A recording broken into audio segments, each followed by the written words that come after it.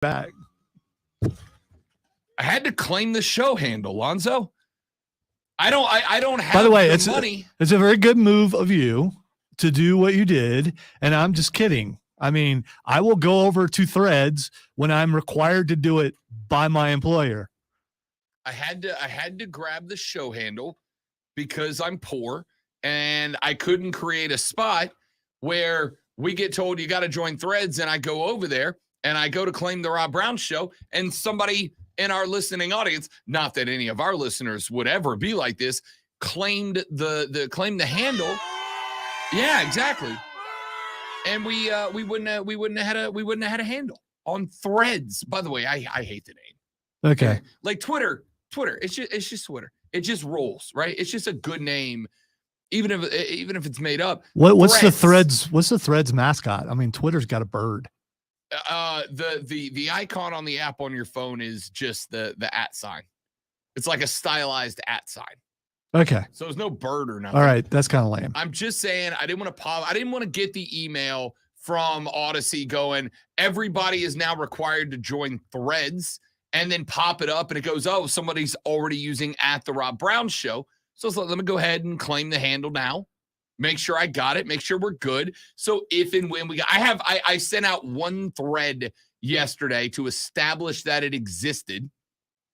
And that's it. Honestly, I haven't even gone back over because.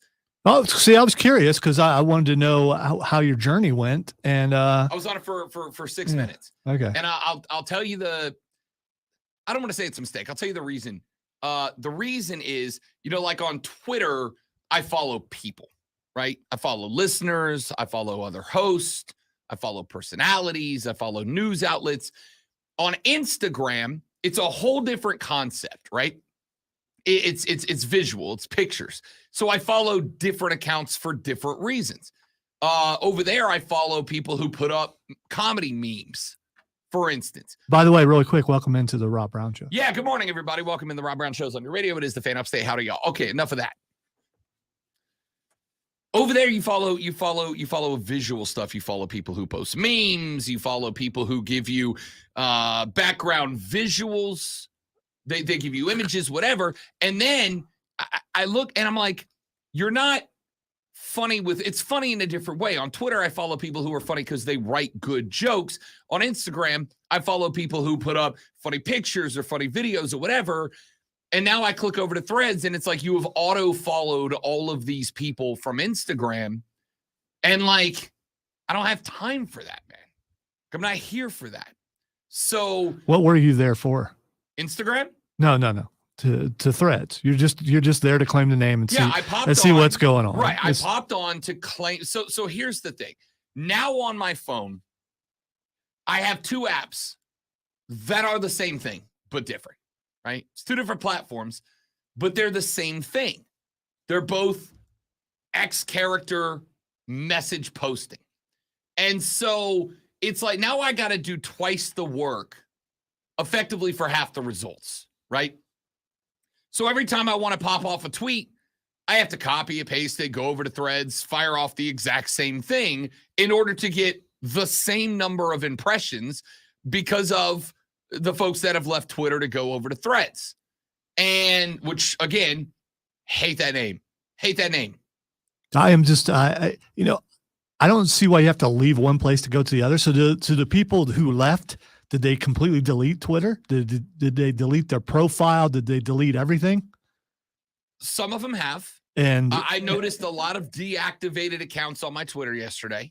Or people who made their goodbye announcement and then didn't delete the account. Goodbye. I'm going to Canada. So the issue that I have is that my follower count is the same, right? Because anybody who left Twitter and went over to Threads, they're not seeing Twitter anymore. And even if you're on both, you're going to see the same content both places. So I'm not getting extra eyeballs. In fact, quite the opposite. My follower count on Twitter is going to drop. My impressions are going to drop. Ultimately, the net is going to be the same. I'm going to have the same number of followers. They're just going to be split between two platforms, which means I've got to do twice the work to keep the same number of impressions. It's just, I had a moment yesterday. I was sitting, as a matter of fact, because the lady friend, the fiance, is in public relations and marketing, right? And she works for a relatively large and important entity in the community, and she runs their social media.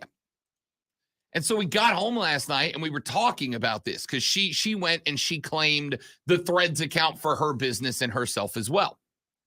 And basically she got told the same thing that we've been told. They're monitoring it, and at the point that they feel like it's worth the time to give a directive that everybody's got to jump over and join Threads, she'll have the accounts claimed, accounted for, etc. And as I was going through last night and flipping back and forth and like, all right, now I gotta tweet over here, and then I gotta either remember what I tweeted or copy paste it and go log into a different app and then post it again and format it for that account and blah, blah, blah, for the same number of impressions. I'm like, dude, if I didn't have a job in the public eye, I'd be done with social media. This yesterday would have ended it for me, right? I would keep Facebook only to stay in touch with family and to store photographs. So they've reached a point where it's too much. I think so. Is this an old thing, or is this just a thing? For me? Yes. It's not. I think it's a thing, right? Because I get the premise of having Facebook, Instagram, and Twitter. I have all three. Now, my Instagram is kind of boring. Like, I don't do a lot on it. I have an Instagram for Upstate Pulse, which someone else is in charge of, and they never post anything. So, I mean, you know. So here's the thought that I have behind that. And we're not going to do social media and analysis all day, but it is interesting to me. I'm not a big Instagram guy, Lonzo, but that's because every job I have revolves around words. Yes, right? audio. We have to paint a picture with our words. We're like the Bob Ross of words. We've got to paint a picture with our words, but they're still words. So when I'm trying to put out a thought or a message or whatever, it's words first. On top of that, while my life is awesome, and I don't disagree with that, if I do encounter something that I get to take a unique picture, a unique perspective of, right? Like if I'm in the dugout with the baseball team, or if I'm on the bench with Lordo and the Bunnies, or if I'm out on the field with the Triumph or whatever, and I get to see something that you guys don't get to see that I want to share with you, I can still post a picture on Twitter, right? So Instagram's never a thought for me. I've never trained myself to be like Instagram. And I'm not the dude that goes, ooh, this meal looks delicious. Let me Instagram this. It's not my thing. Nobody cares. Nobody cares unless you are giving people a perspective that they just cannot get. Instagram's kind of pointless, that I've never really trained myself to dial into that zone. So I'm a words guy, which is why Twitter has been great. And like I said, Facebook has basically become, okay, I don't need to call my aunt anymore. She's on Facebook. I don't have to have small talk BS conversations with my third cousin twice removed, who I like. Yeah, I know. I see her once a year at the reunion. I don't have to force a conversation. If I see something that makes me think of her, I pop over to Facebook, I say the thing, I send the picture, and I'm done. There's our interaction until next June when the reunion rolls around again. When I talk to my mom, she's like, well, this is going on, this is going on, this is going on. I'm like, yeah, I know. And she's like, how do you know? Because I saw it on Facebook. Yeah, because I'm on Facebook. Yeah. And for the record, I think that's a good thing. I think that's a good thing. So I will keep Facebook. But I have had a number of times where I have thought to myself, and it happened yesterday, I think was the closest I've gotten, where I thought to myself, if it wasn't for my job, I'd be off social media with the exception of Facebook. And there's been a handful of times I've even gotten close to being done with Facebook because those people that I occasionally get in touch with, a lot of them say and post very dumb things that aggravate me. And unfortunately, as Lonzo can attest, and my brother has the same gene, sometimes I can't help myself but to go, you're wrong, this takes dumb, and here is why. And it leads to more confrontation than high fives and handshakes. Come on, you love debate. I You do. may pretend like you don't, but you love I debate. do. I'm not. I absolutely do. So, with all of that being said, yesterday flipping back and forth between the two, and the worst part, and this is how I also know I'm hitting get off my lawn territory. The thought I had when I popped over to Threads and it populated an auto follow list for me and I started reading people's threads.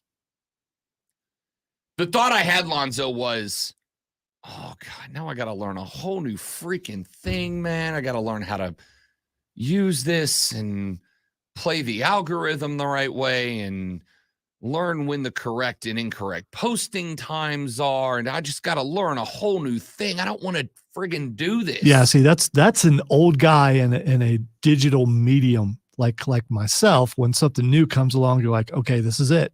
This is the thing I'm not going to be able to learn how to do, and I'm done and I'm out. So if we're required to do that now you, because we could be waiting for the email, maybe I need to jump over there just to get something, just to make sure. I don't know. I just will it take the place of breaking news on Twitter? Because breaking news on Twitter is still the quickest. And by the way, how crap is the title? Threads trending topics. Do they? It doesn't work. It doesn't. Twitter trending topics. It works. It's a great name. Twitter with the 2 syllables is a great name. Threads is a bad name, which means this is going to kill a segment. Or at least change the name. We got to do a whole new production thing. We got to make new sounders. It's going to be awful. It's going to be awful. It was the first old man screams at cloud moment I've had since the last time it rained, and I said, we needed this.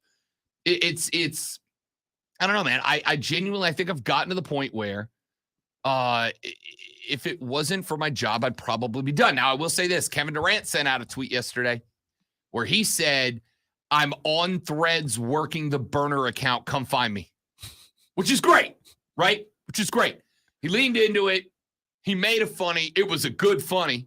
It was. And I appreciate that. You know, speaking of Twitter, James, you can watch us on Twitter, YouTube, Facebook, or Twitch. We haven't, I was getting there. We haven't gotten the Threads yet. James on the stream says, if I left Facebook, I wouldn't get updates on the lizard people from Aunt Judy. Aunt Judy, as we all know, the foremost expert on the lizard people. So you got to see what Aunt Judy's posting. Aunt Judy's got it down to a science. You know, the lizard people are real. There was, I'll give you the example. When the underground uprising of people against lizards happens, Aunt Judy will be the general for sure. For the record, not lizards. Love lizards. Lizard people. Yeah. I'm sorry. I'm sorry. I'll give you the example. I apologize to all the geckos and chameleons and all the other lizards that are listening. Here's the worst part about social media. Then we'll get away from it. I got a cousin who lives in Louisiana. I love my cousin dearly. She's great. I'm a big fan. I always have been. She's very artistic, right? She's a free spirit. I love this kid. And I've watched her grow. She's like 12 years younger than me. I've watched her grow up from a baby to like a full-grown woman, and she's a wonderful person. But I have watched her over the past 3 or 4 years start devolving into the mystic. You know? She's big on healing crystals. Okay, so when you're saying, I was wondering if we're going Wiccan here or where we're going with the. She's with the big mystic. on healing crystals, right? She got a new job recently, and she literally skipped her first day of work because she didn't have time to go into her new place of work and cleanse it with sage, like Kyrie. Right? Were they okay Skipped with her that? day of work. Were they okay with that? I mean, she still works there. Okay, so they must have been all right with it. This cousin of mine, there was a video that went around on the internet not too long ago of a woman getting kicked off of an airplane.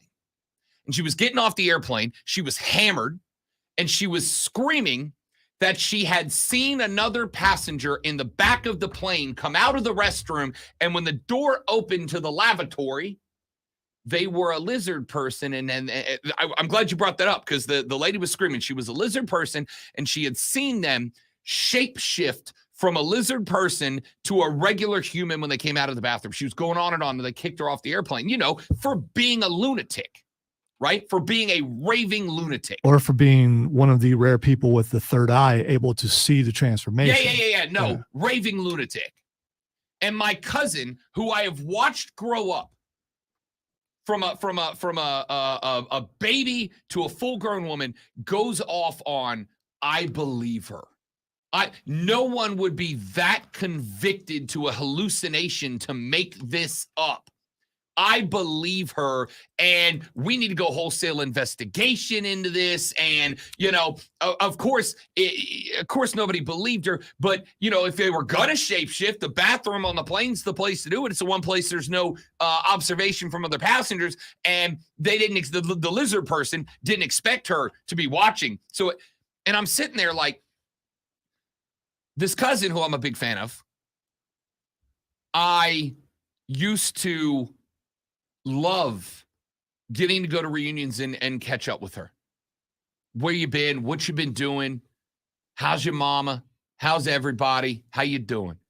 And catch up and have these deep conversations over a couple of beers at the reunion or whatever. And now I'm like, if I see her at the next one, I'm going to be like, you're crazy. Come on. What happened to you? Come on. You're a lunatic now. Come on. You're going to have the same conversation with her that you had with the flat earth people in Greenville. You're going to go up and talk to her. Which didn't go great, did it? Yeah, but you're going to go talk to her just to find out how deep this is. Because what if she's just being sarcastic? What if she's not? What if she's just trolling? It's this over and over and over. The other day, she put up on Facebook that the healing crystals that she purchased not only fixed her lower back, Lonzo, but it was the best $500 she ever spent. I can't look her in the eye. Placebo effect, possibly power of positive thinking. Focus. Which can be done without $500 in stupid ass rocks. Well, if you want rocks, they're pretty rocks, but they're rocks. If you want to focus on your healing, you need a focal point. It's like some mages need something to focus their magic through. Getting irrationally angry right now. No, you're going to need some rationally angry. You keep moving your head around like that. You're going to need some crystals to fix your neck. Crystals. Good news. I got a cousin who will sell them to me for I'll probably get a discount, like $400. Now that she hears this. Look, dude.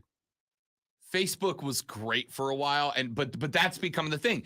It used to be I could show up to the cousin and she could be the same person and we could have a lot of great conversation, and I never know that she believes lizard people are real and shape-shifting on airplanes and spent $1,000 on shiny rocks to make her back feel better. I would never know that, and therefore I would never have to be like, oh yeah, it's so good to see you. Yeah, I missed you. While in the back of my brain I'm going, what the hell happened to you? What happened to you? You were you were freaking salutatorian of your high school class, and now you're buying $500 in rocks and believe that lizard people are shape-shifting on airplanes. What happened to you? You had the world at your fingertips, and now Facebook has revealed to me that you're a lunatic. By the way, what's happening? We're just a couple months away from the Bigfoot Festival. I can't wait.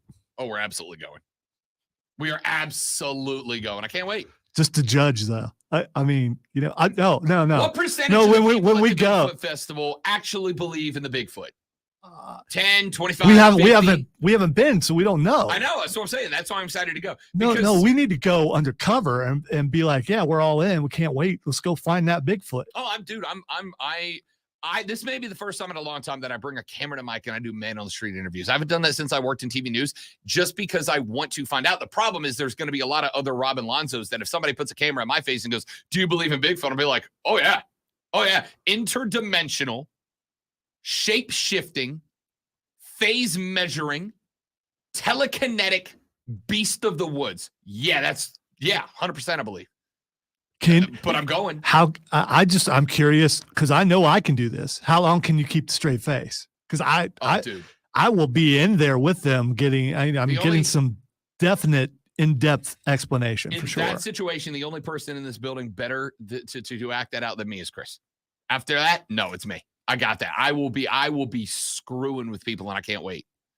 Anyway, Well, he point didn't. He is- didn't mention me because that's a given, man. Because I'll just be in that room, straight faced, all into I think everything. I think we and just just go as full-fledged Bigfoot hunters. right. Right. That's what I'm saying. Just full-fledged. I'm Yeah. showing up like Steve Irwin, but if he hunted Bigfoot.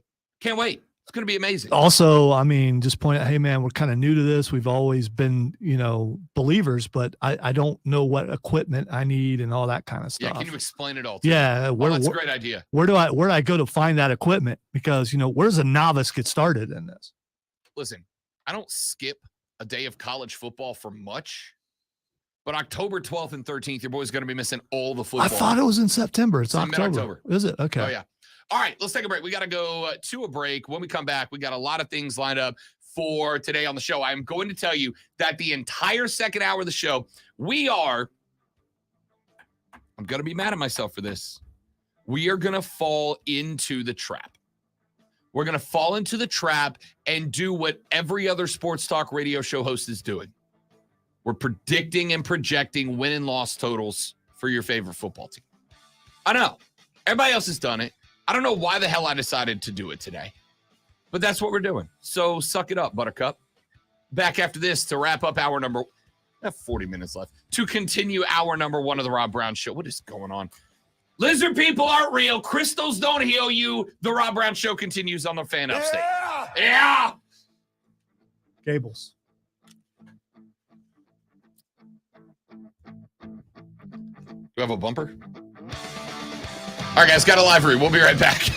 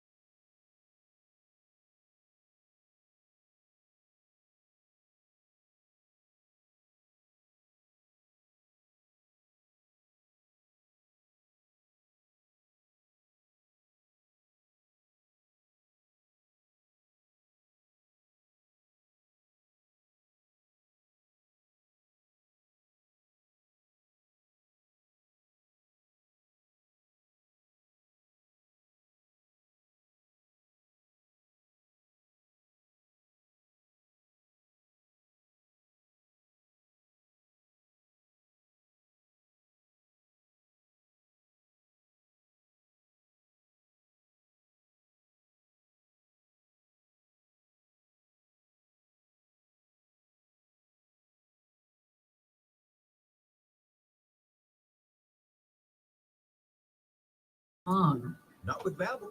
Babbel's lessons take just 15 minutes a day. 15 minutes isn't long. Nope. And they're fun. So you don't realize you're learning a language, but you are. It brought us back just in time for Rob to make another entrance. A dramatic entrance. Yeah. He had to go take a breath away from the crystal talk. And I did. I had to cool off. Sponsored by Blindster.com. Hi, I'm Kyle at Blindster.com. At Blindster, we offer over 50 different custom window treatments, including faux wood blinds and shutters. Faux wood. This is less than retail. Plus, we'll send you free samples before you buy. Don't hire an expensive pro. Do it yourself and save big at Blindster.com. Mark Ryan tells it like it is. Coming up on a Friday episode of Offsides with Mark Ryan and Diesel, we'll tell you who won between Pistol Pete and Shoeless Joe Jackson in our Upstate's favorite athlete bracket. We've got Heisman Trophy voter Brent Beard. Our ACC and SEC team preview series continuing, and there are exactly 3 teams who can win the World Series. We'll unmask them. We'll unmask them. Offsides with Mark it's like Masked Singer, maybe, or like Scooby Doo. I'm gonna go with Scooby Doo. It was Freddie Freeman the whole time.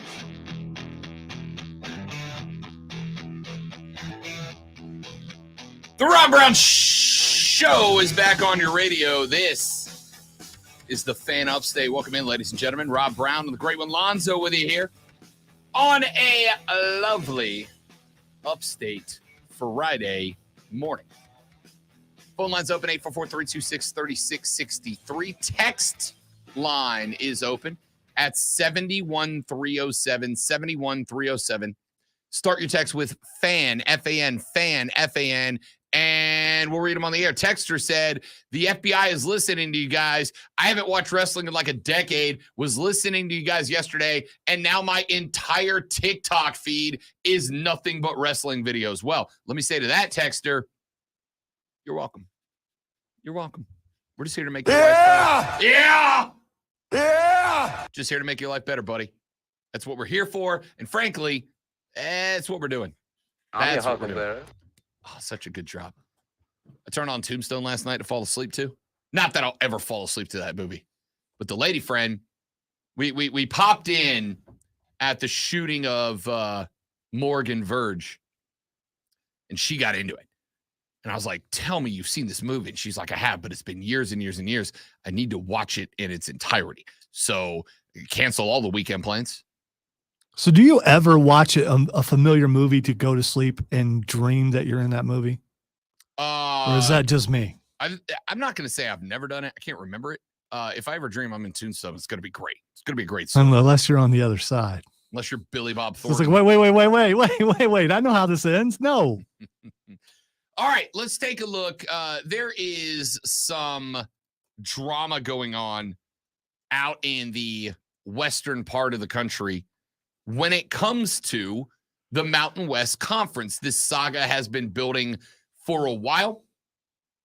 The San Diego State University Aztecs put in a request mid-last month to extend the deadline to announce their exit from the Mountain West until the end of this month. They have to pay an exit fee, and they wanted an extra month to put together the ability to pay that exit fee, write the letter, all that good stuff. Mountain West Conference said no.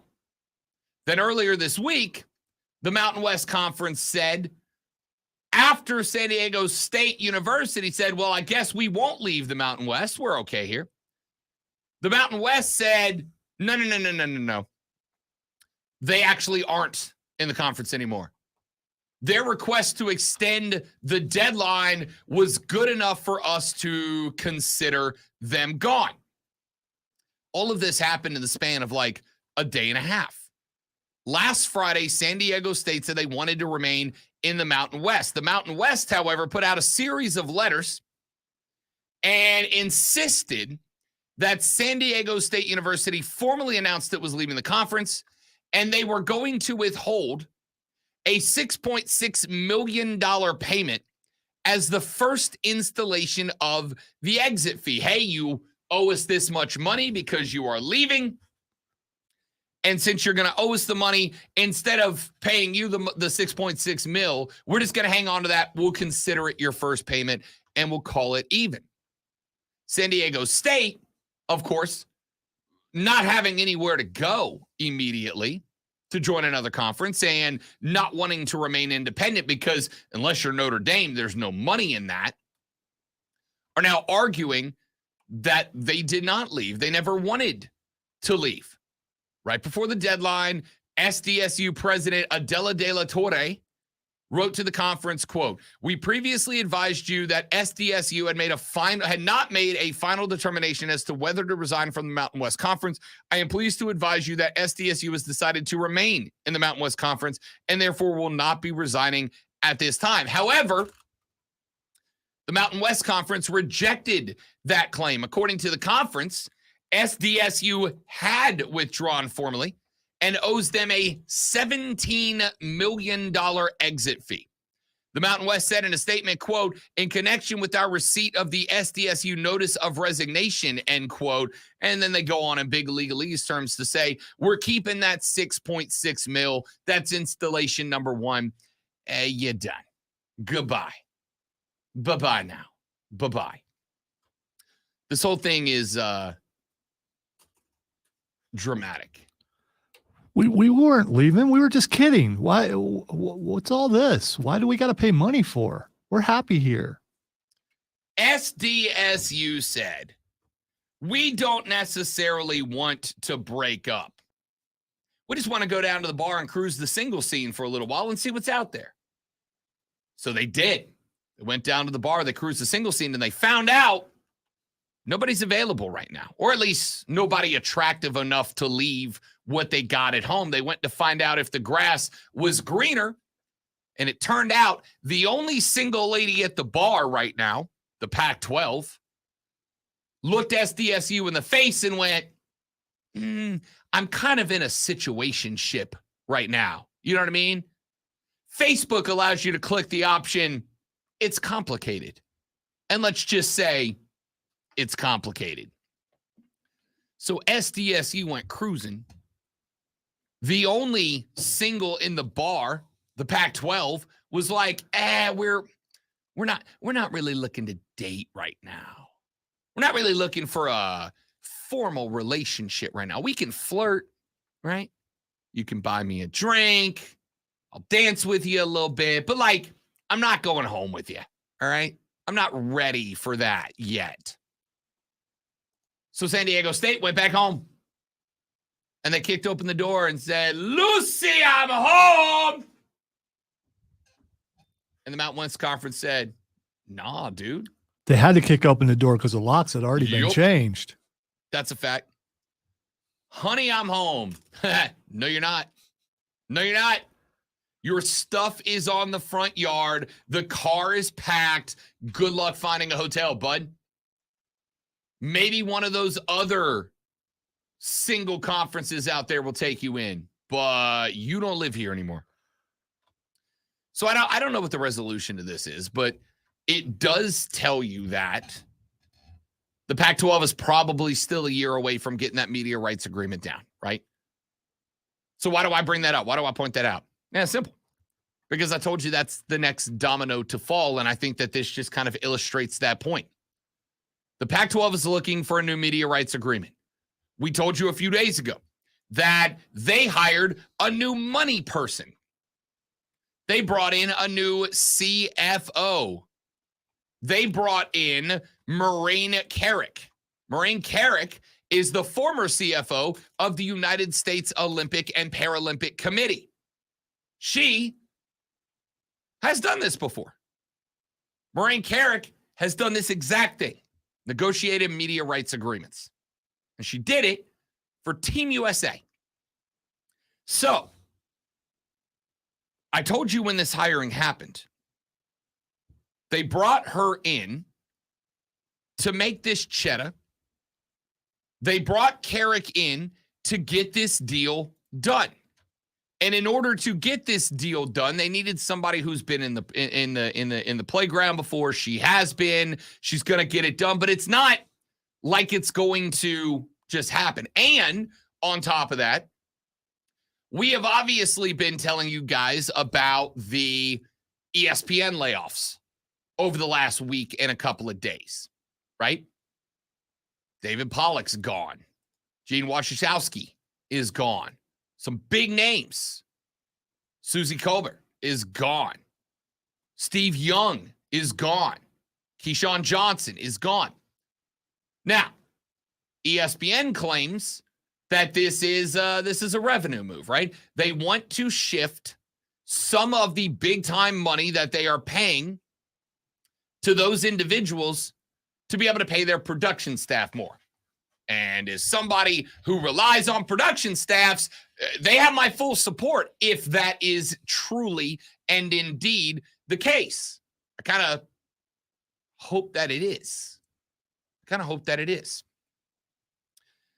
If that is the case, despite the fact that they just gave Pat McAfee an $85 million contract, a contract that I assume could have let them keep 5 or 6 of those personalities on, but they decided to give it to Pat. And again, no hard feelings to Pat McAfee. Pat is living the life that I expected I would be living by this point in my life.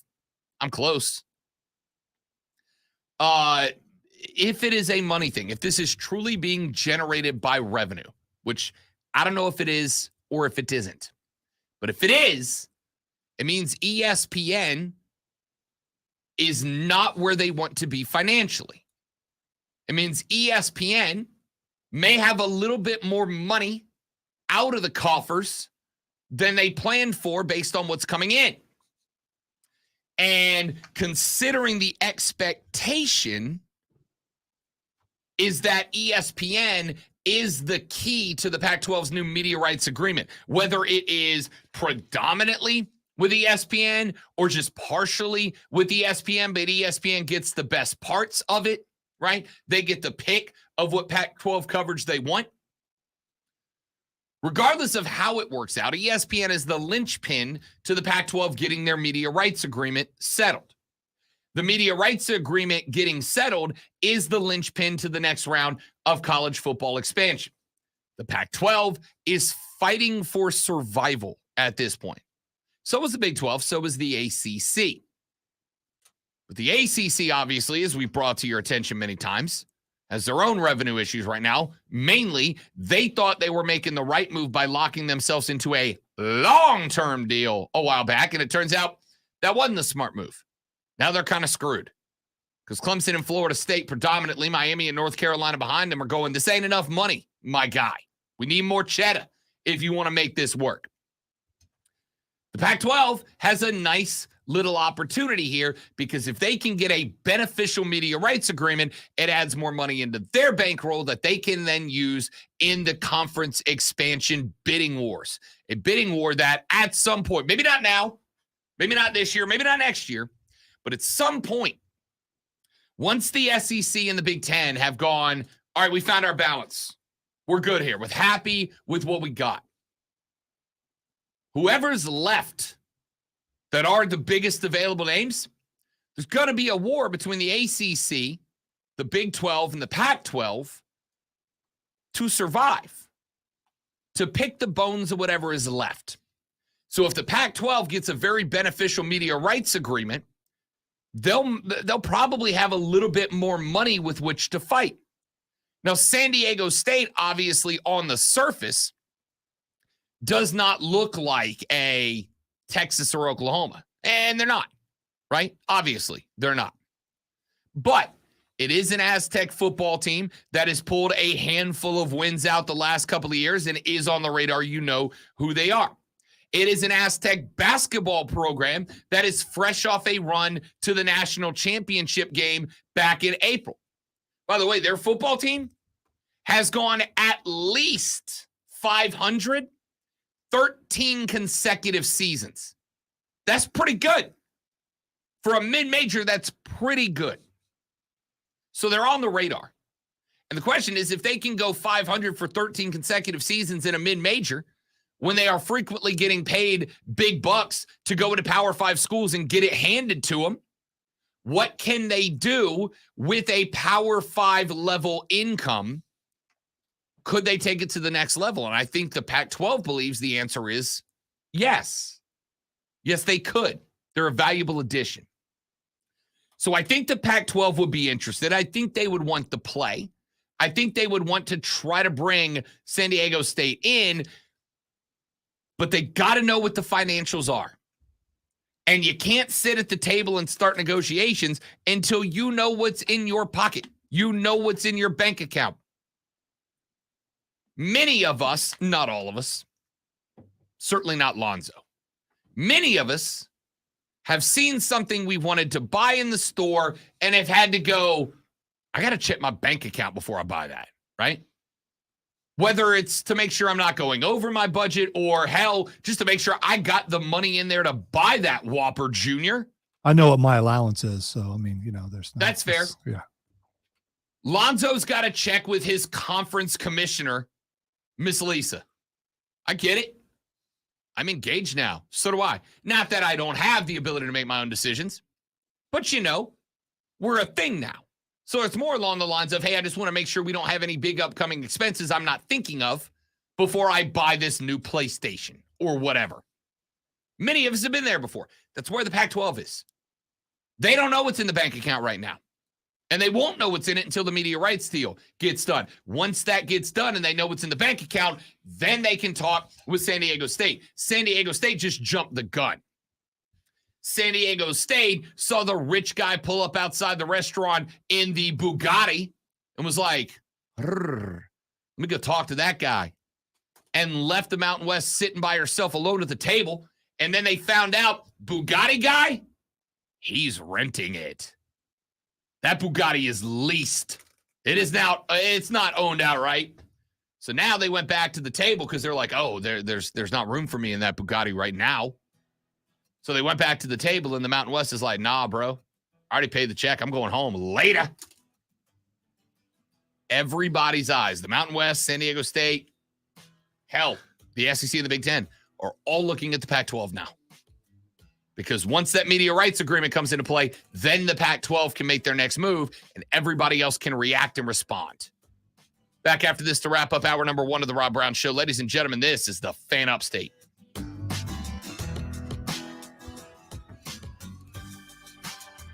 Miss Lisa, the conference commissioner.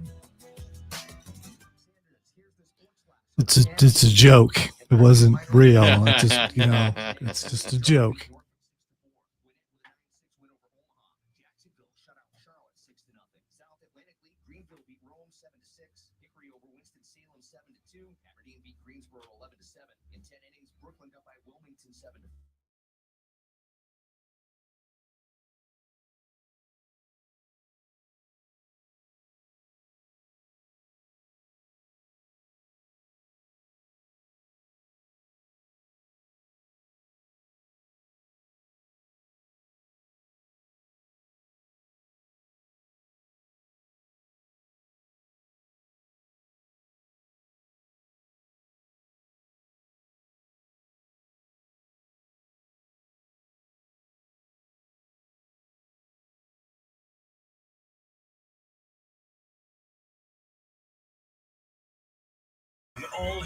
All right. Yes, Roger. My man Skrilla came by, took good care of me. He is the best. The best. I owe Skrilla so much beer. Now I just get to fix the ceiling.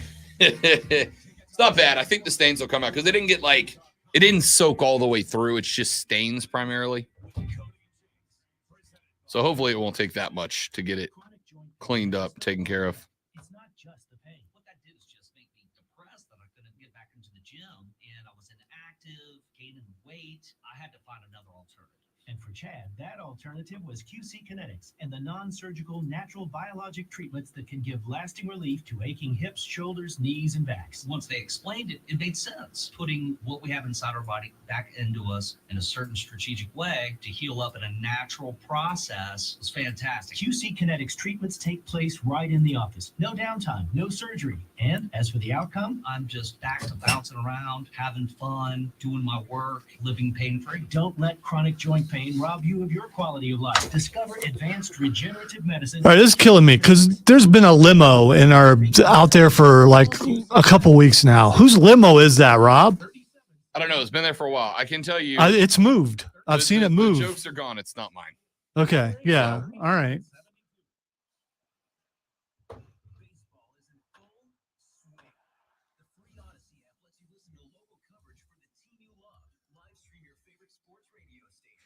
Maybe it's one of the. I don't think it's anybody here. At first, I thought it was here. No, I don't think it is. But it's is it like the dental office? No, I mean, maybe it's the owner of Chicken Salad I Chick. assume it's a company that needs a parking spot, and they're like, "Oh, nobody's in this lot." Yeah, I don't know about that. You could be right though. If you're listening or watching, don't do that. Don't come and take our parking spots.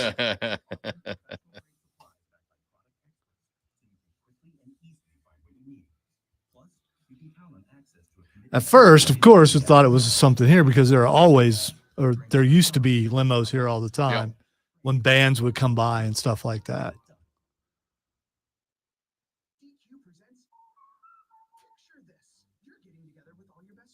Or when the boss would roll up to work sometimes, you know.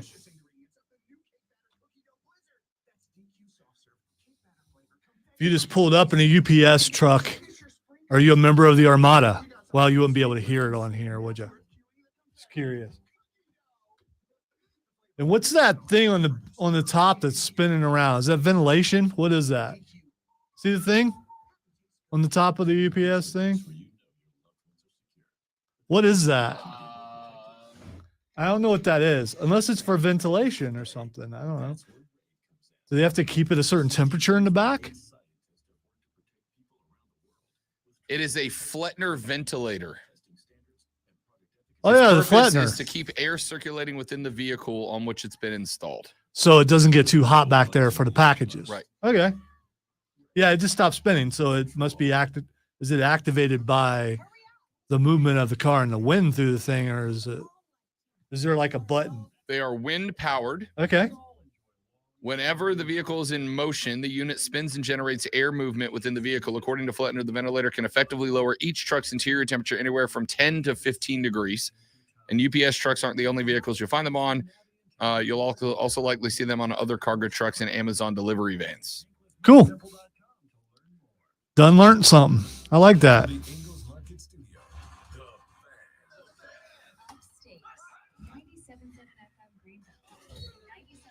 Learn something new every day. That's the goal, Alonzo. Learn something new every day.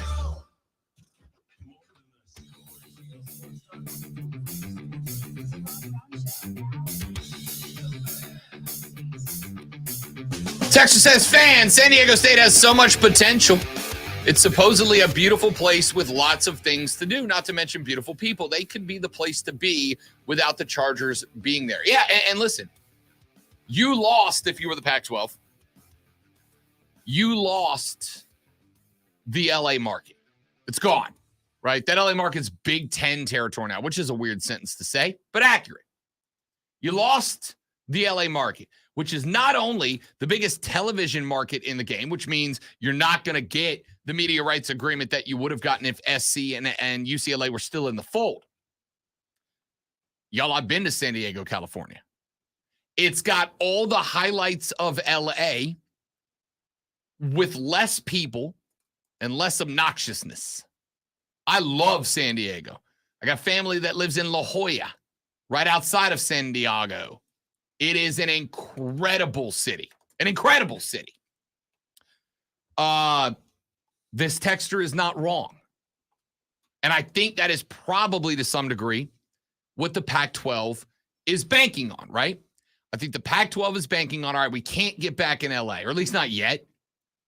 There's nothing there to compete with SC and UCLA. The next best market is San Diego, and it's untapped, right? So even though San Diego is absolutely an NFL town, even with the Chargers being gone, it's an NFL town. It's football. It's football. There are colleges all over the country that are successful in NFL markets. So I think the Pac-12 would want San Diego State. And obviously, San Diego State would love the Pac-12 paycheck. But I think they jumped the gun. I think they thought the Pac-12 was going to say, yeah, we'll take you. Even without the media rights agreement, we're going to go ahead and get you signed up just so we can start working on building up in the San Diego market. But unfortunately for them, that ain't the way it works. The Pac-12 has got to find out how much money is in the bank before they can offer some of it to San Diego State to leave the Mountain West and join up. Now we just got to watch and see what happens with San Diego State. Because I'll tell you this, San Diego State is not unattractive to the other conferences. Not the Big 12 or not the Big 10 or the SEC. But they are attractive, I think, to the ACC and the Big 12, specifically the Big 12, who's got an easier path to putting a footprint down in California than the Atlantic Coast Conference. But the Atlantic Coast Conference name is going to be every bit as irrelevant soon as the Big 10 name or the Pac-12 name, right? It's not going to matter. The name's going to change at some point. Or if it doesn't, it's going to become at least incorrect. It can be the All Coast Conference. All oceans meet somewhere. Yeah. They'll just call it the National Conference. I don't know how that works. I frankly don't care. Whatever. The name's the name. It's not going to bother me any, right? But San Diego State could be attractive to those conferences. I just don't know that either of them is going to jump at San Diego State now until they find out what the Pac-12 puts on the table. Because if the Pac-12 comes back after they find out the media rights agreement with a ridiculously high number, they're going to let them overpay for San Diego State, or at least what they believe is overpay for San Diego State. And if the Pac-12 comes back with a dramatically lower number than people think, right? If they come back with a dramatically lower number, then if you're the ACC, maybe you can step in, or if you're the Big 12, maybe you can step in, pick up the Aztecs, and do it at a price tag that's below what they're valued at, right?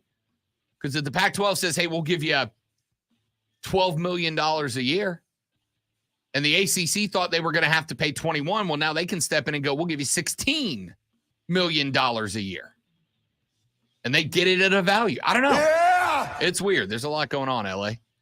Let's take a break. Hour number 2 is around the corner. When we come back, we take a look up and down Clemson's schedule and project win-loss totals based on what we know today. Then, in segment number 2, we do it for South Carolina. We wrap up the hour doing it for the Carolina Panthers. I want your thoughts. I want your reactions. I want your record predictions next on The Rob Brown Show and the Fan Upstate.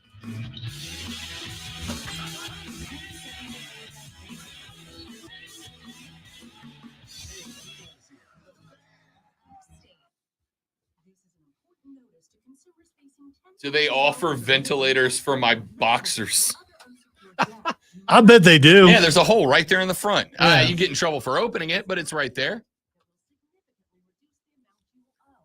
Let's see here. Are you looking at boxer ventilators? No. Okay. All right. I'm on a work computer. Yeah, now. you probably should not do that. I went to QT. Yeah, somebody sent us a picture of that yesterday. And I did the same. As soon as I saw it, I'm like, and everybody's drinking. Big Q. Yeah. So I'm starting it this weekend, but my You're 3 in, so it's halfway. There's only 6 of them. yeah. My feel is that Secret Invasion is a spy thriller. It's not an action, it's a spy thriller. Which is what it's been touted. Yeah. And people are upset. Well, it's all over the place. And it's supposed to spy be. thriller. You're not supposed to know what's going on. That's the whole thing. When does the official HVAC guy come, Rob? My official HVAC guy is Skrilla. And he came by yesterday and shows up, climbs up in the attic. He's come out to look at it. He climbs up in the attic and he goes, good news, bad news is away. His good news is, or bad news is, whoever installed this thing did a crap job. They were like, they half-assed it. They just got it done to get up out of there. He goes, good news is I can fix it. And he fixed the whole thing. Just every pipe coming out of the unit to the outside of the house, fixed them all. Guy's a legend. It's good to know a guy. It's good to know You a guy. When you got a guy, you got a guy. It's good to know a guy.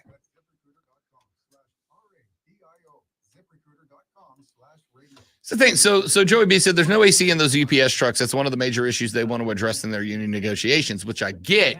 But like, aren't the doors on UPS trucks open like 85% of the time? Yeah, but so what's the point of putting AC in it? As someone who was having trouble with their air conditioning and drove home yesterday in the 90-degree heat, Right.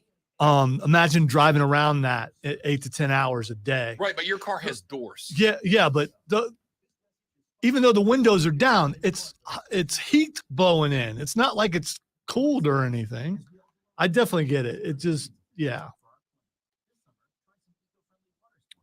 But because it's union, who knows if they'll actually do anything. Yeah. Teamsters never did anything for me other than bring guys who look like mob bosses to tell us why we should vote for them, and we did.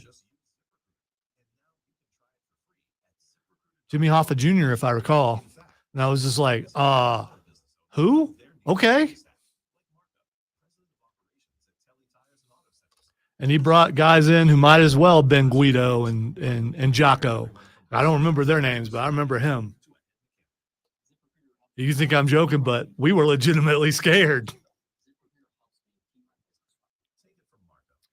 That's a real nice produce section you got there. Well, this was I was working at an auto parts warehouse, so this was Teamsters straight up.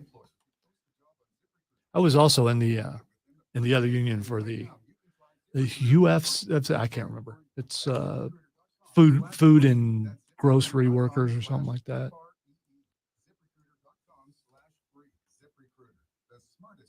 We went on strike, and they were telling me I was coming. I was going to be on the front lines, and we weren't going to allow anyone across. It's like, dude, I ain't going to that. If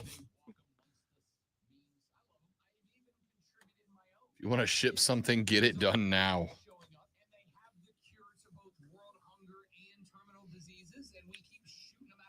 It's a work because I heard on the way in that the Postal Service lost $1 billion. So they're orchestrating a strike. So everyone will go to the Postal Service and use them, and it will bail them out. Right. So it's all work. It's a government. It's the government. Without a doubt, it's a government.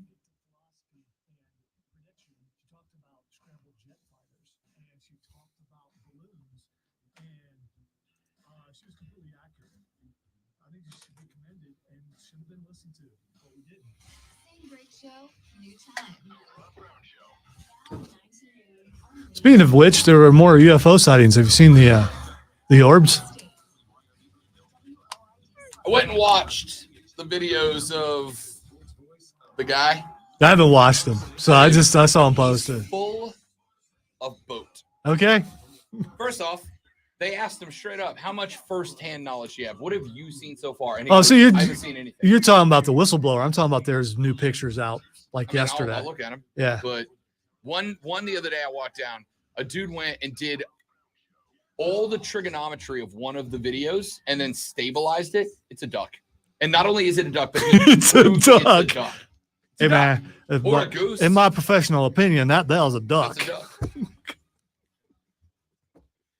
Our Numerados starts now. Ladies and gentlemen, welcome back. This is the Rob Brown Show right here on the Fan Upstate. I am Rob, the professor of perfection, the sultan of swag, the wizard of wave, the great one himself. Lonzo is on the other side of the metaphorical glass this AM.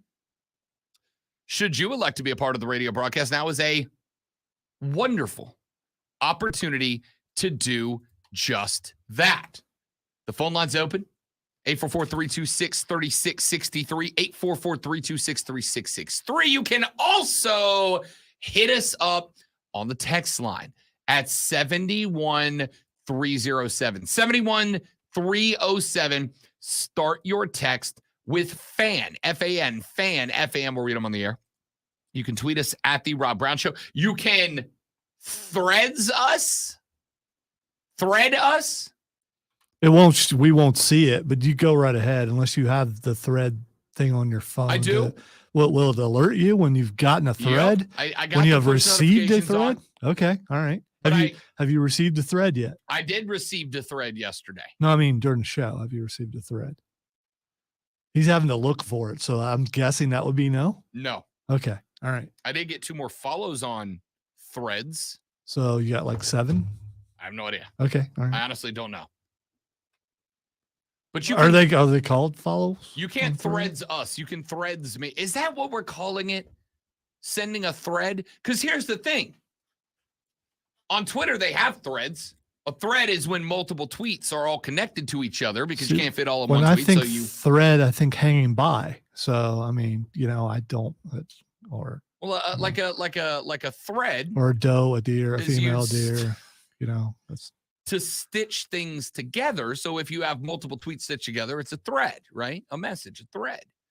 Now this whole app's called a thread. So if I send out one thing, what's the plural of that? Right? Because 1 is a thread, 2 is a threads. it's like back in the 70s when you say, "Hey man, check out my threads." Yeah. So it's I guess you do that. I got I don't know. threads. Anyway, you can thread me at the Rob Brown Show as well. I may or may not see it. It just doesn't. Hey man, It doesn't work. hey, thread me. Yeah. No, that just doesn't. That sounds like has some connotations or something. Like I don't- Zuck went down the road, but he took a wrong turn with the name. Like I get where it comes from, but it just doesn't work. Here's why they're fighting for real. Because the name is so stupid. Elon Musk is like, yeah, we gotta go. We gotta hit the octagon. Come on, man. You're supposed to be smart. Ladies and gentlemen, there is an old tradition in this business of ours that you are required to, by federal law, I believe, capital punishment on the table. If you do not, at some point in July, give your season win-loss projections. We kind of hold out though. It's like getting that last email of having to do that Odyssey module. Yep. Which I just got. So I'll be doing that later. You are 7 days overdue. Yeah. HR finds out about it tomorrow. All right. No. What they do, the final thing is they add your boss to the the email. Yes. We were wondering what happens. So we do that with this. We wait until the boss is involved, and now we have to do it. So we got a letter from the President of the United States that said, Ramen Lonzo, I've noticed that you have not yet done your season win total projections yet. If you wouldn't mind getting right on that. If you don't, federal prison awaits. So we got to go ahead and knock that out. Let's start off, Lonzo, with the Clemson Tigers. Clemson, of course, coming off of holy crap, dude. That was so loud. It is not loud. That scared the hell out of me. He thought it was a real cat in here. It's a Clemson Tiger growl. I don't get why you're I mean, come on. That was I got something for South Carolina too, just to warn you ahead of time. Hey, it's not my fault. I got a toy. I'm going to use it. You're okay when I hit the yes. Maybe you're just offended by the Clemson Tigers. no. I don't think you understand. Go back and I jumped forward because I assumed something evil was coming through the door behind me. That scared the hell out of me. I almost morassed myself. So now I'm not allowed to play the thing. Okay. All right. No. So, I mean, you already got me on eggshells, Play the dude. thing, but does the volume have to be on 75? First of all, it barely hit 0, whilst this is someone over there talking about something being loud. When I have to ride the fader most of the time while you're talking, it barely hit 0. Dude, Keegan just said, I just watched Rob almost lose his job live on the air. No, but you almost watched Lonzo have to scramble to the dump button because Rob Brown was very close to dropping an F-bomb right there. It had been the first time in my radio career. First time, and the kitty cat purr almost got me. No, it's a tiger growl. So now we found out that Rob also hates kittens. Rob loves kittens. I'm a big fan. I'll tell you what I'm not a fan of. Demon-like entities screaming in my ear when all I wanted to do was talk about Clemson Duke on September 4th. How loud are your headphones? They're fine right now, but when that played, they were turned up somewhere in the realm of audible hellscape. All right, so everything you just said is several dB louder than the cat. So I'm not going to overmodulate because then the cat would sound demonic. So I wouldn't do that. Trey said Rob really can't handle jump scares. No, he can't. It's not a joke. That's not a gimmick, my dude. So now I might as well retire the cart wall because I cannot use it because there's a chance that it might jump scare Rob. You have hit me with Doc Holliday, LA Knight, Stone Cold Steve Austin, the firing up of the Batmobile by Adam West. You have hit me with all the clips and they've all been fine. But for whatever reason, that one led me to believe that I was about to fight for my mortal life. All I know is my freaking heart rate is 99 right now. If I'm a Clemson fan, I'm completely offended right now that Rob cannot handle the tiger growl. That just really, if I was a Clemson fan, I'd be really mad at you right now. Texter said, Rob, it got me too. I'm not alone. And some of y'all on stream jumped too. Don't even lie. Just because we can't see you. They did don't not. I don't know you did. They did not. Unfriggin' believable. Wow. So when I put that in this morning, I never thought we'd be having this conversation. It's just a tiger growl. It's the Clemson tiger growl. I don't get why that bothers you. It wasn't the sound of a cat. I have a cat, Wade. Wade's the best. I love the Wade. I love cats. I'm a dog guy. I like cats. That was not a cat.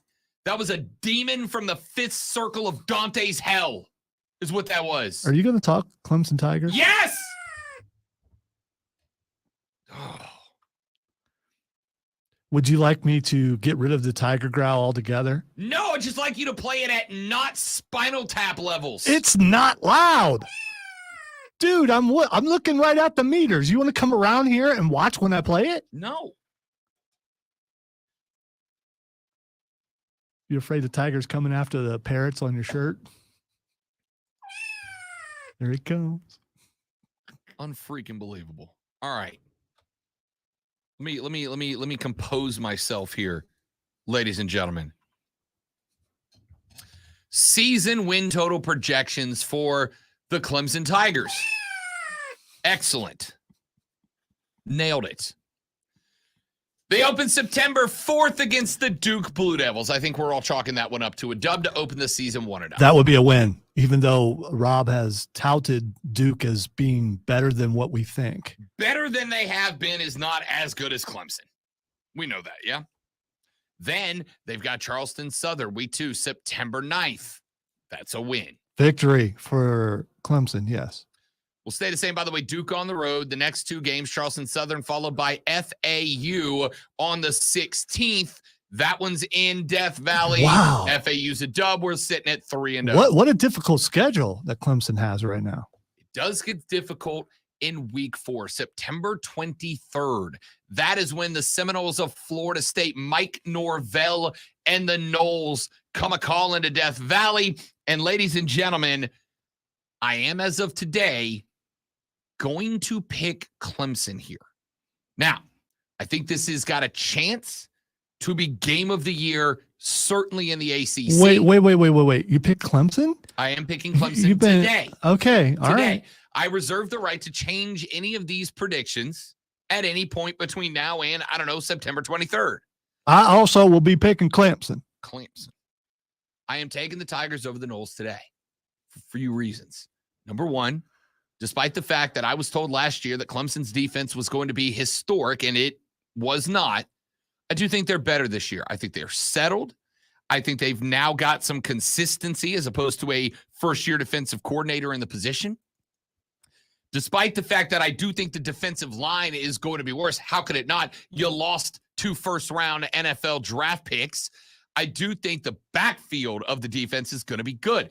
And I have seen Jordan Travis from Florida State, who is a top 5 Heisman odds getter right now, get rattled if he gets got early in the game.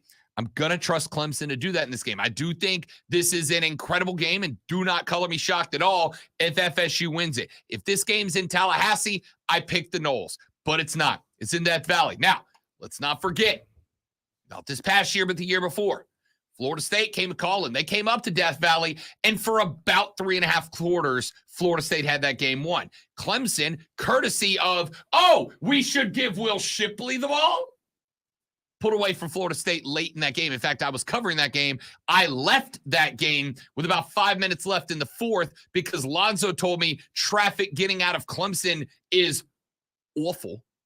Was I wrong? I don't know. I left 5 minutes before the game was over. All right. To listen to friend of the show, Don Munson, call the end of it on the radio in the car. And when I got to the car, he's like, would you look at that? Clemson's got a lead.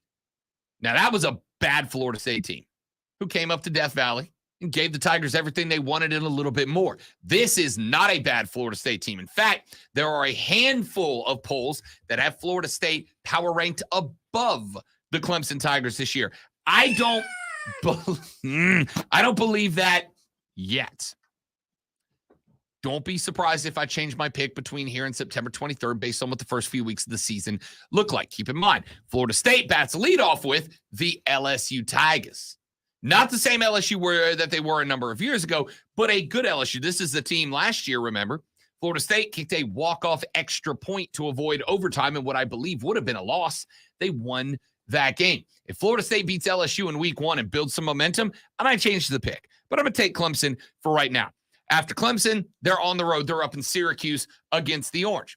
Another team that has given Clemson a fit a time or two over the past 5 years. They're not going to be the same. Dino Babers is on the hot seat at Syracuse for a very good reason. Clemson's going to win at Syracuse. Do we have any disagreements so far? No, I'm going to go with Clemson there. Wake Forest on October 7th comes to South Carolina. Wake Forest does not have Sam Hartman anymore. He was the reason Wake was anything close to a good team last year. He is now Notre Dame's quarterback. They're going to struggle. Give me Clemson big over Wake Forest. I also am taking Clemson. So they're undefeated so far. So far, so good. Then they travel down October 21st. Ladies and gentlemen, this has the potential to be a trap game. The potential to be a trap game on the road at Miami. A good chunk of it is going to depend on what Miami does earlier in the year. Miami fans are, once again, the Mississippi State of the ACC. We back, baby. Clanger, clanger, clanger. We're here. We're ready. I don't think they are. I don't think they're back. In fact, I think they're further away today than they were last year. But Mario Cristobal's got to point it in the right direction, albeit a very slow progress in that direction. However, you're looking down the road at NC State, another team that can give Clemson a fit. You're looking 2 weeks away at Notre Dame. I would watch out for this game. I'm going to pick Clemson. But if there's a potential upset, not team they could lose to, that would be Florida State, Notre Dame. If there's a potential upset on the schedule, they belong to Miami at Miami and South Carolina at Columbia.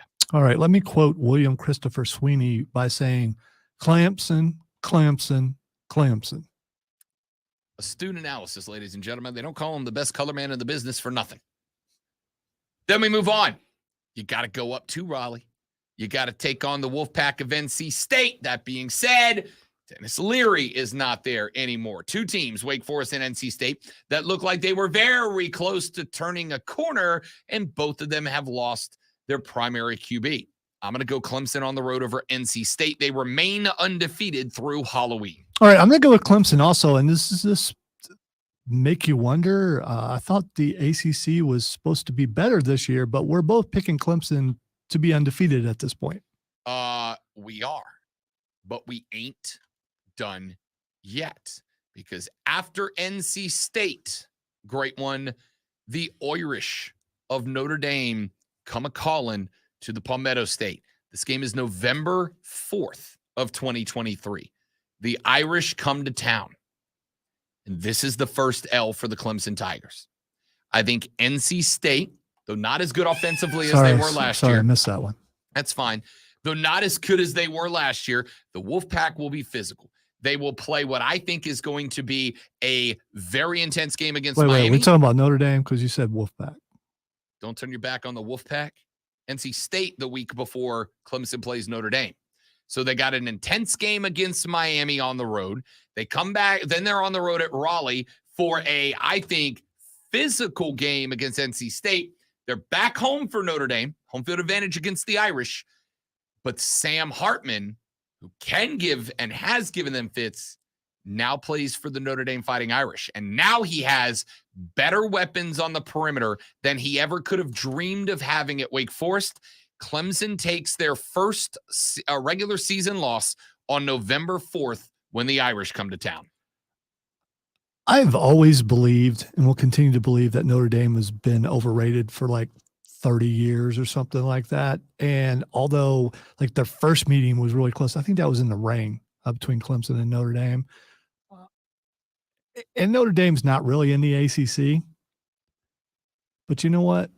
Clemson's going to beat Notre Dame. So Clemson is undefeated for me at this point. Undefeated so far for the great one. I have got the first regular season loss against the Notre Dame Fighting Irish on November 4th. November 4th. On the 1st. It's midnight between the 3rd and the 4th. It's the 3rd. Clemson then stays home to host Georgia Tech on November 11th. Again, this one's only interesting because Georgia Tech, you got to be ready to play classic pro-style defense against Notre Dame. You turn around the next week, you got Georgia Tech, who is not the triple option team they used to be. But with Jeff Sims, this is a team that can throw some interesting looks at you. That being said, this is one of 2 games in a row, Lonzo, that Clemson should just be able to out-athlete their opponents. Give me the Tigers at home over the Ramblin' Wreck of Georgia Tech. Yeah, I'm sorry I'm not adding a whole lot to this, but I've said many times, especially lately, that Clemson is the ACC, and Clemson's going to get a victory. Then we look to the penultimate game of the season. This one is going to be November 18th when the Tar Heels come to town. Now, this is another one that if I'm going to say there's a potential upset, I'm going to circle it. It's a trap. It is a trap. You're coming off Georgia Tech, which means you spent the week before North Carolina preparing for nothing that Drake May is going to run at you when you play the Heels. The good news for Clemson, this one's at home. But Carolina's going to be good this year. Not great. North Carolina. North Carolina's going to be good this year. Not great, but they're going to be good. And Drake May is going to be a top 5 NFL draft pick when he moves up to the show. And he's going to put on a show. Why? Here's the problem for Clemson. You got Georgia Tech the week before, so you've been preparing for not what you're traditionally used to. And you will still very much be in the hunt for a playoff spot at this point. You'll have to win out if you take the L to Notre Dame like I think. If Lonzo's right, you're undefeated. You're in the top 4, no doubt, right? But who do they play the week after North Carolina? 7 days to the day after they play North Carolina? South Carolina. You can get into a trap game here by looking ahead, Lonzo, for revenge. Looking ahead and thinking about 31-30. Looking ahead and thinking about they came into our house and planted the flag to disrespect us. We're going to their house to make them remember exactly who the hell Big Brother is in this state. If Clemson gets caught after spending a week not practicing their regular stuff because of Georgia Tech, looking ahead to South Carolina, do not be shocked if North Carolina comes to the house and upsets the Tigers. I'm not picking it. But Lonzo may be playing on November 20th when we come back from holiday, from weekend. Lonzo might very well be playing the sad kitty cat sounder. I can see this as a potential upset in this one. I'm going to pick Clemson today. Don't be shocked if they lose that game. All right, so I'm going to go with Clemson here. So they're undefeated at this point, and that is a happy kitten. It's not a sad kitten. Just because it made you sad doesn't mean it's a sad kitten. It didn't make me sad. It made me angry. Okay. There's a difference. Who you like in this game? I just said they're undefeated. Oh, okay. Yeah, they're undefeated. And then November 25th, the Tigers head to Columbia. They take on Spencer Rattler, Shane Beamer, and the Gamecocks.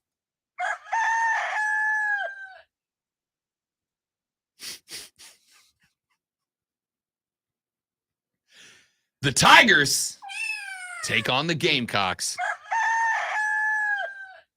It's just art. It's just poetry. I found twin roosters. Yeah. I don't know if they're actually twins, but there's two of them. It could be twins. I don't know.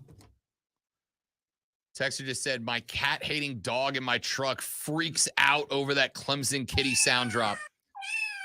Texter, you probably shouldn't have told Lonzo that. I am going to take, Lonzo, in the Palmetto Bowl, the Clemson Tigers to win on the road at South Carolina. Of course you are. I am. Of course you are. And I'm going to tell you why. That's fine.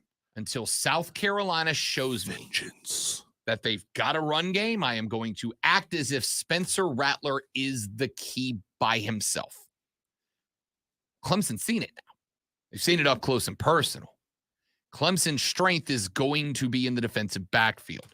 They can try to force South Carolina into being one-dimensional. As of today, I have to assume South Carolina will be one-dimensional. So, at the season conclusion for Rob Brown, as of today, July 7th, 2023, I am calling Clemson as a regular season 11-1, and your ACC championship will be against an 11-1 Florida State game. We'll talk about that one later, but I am going, Zoe, the Tigers finish 11-1, their sole blemish, a home loss to the Irish of Notre Dame. All right, really quickly, because we absolutely need to go to break. I just got to say that this is a vengeance game for Clemson. They're going to go to Columbia and think they're going to get their vengeance, but like the year before, a chance at the national championship and make it into the playoffs is going to be on the line for Clemson.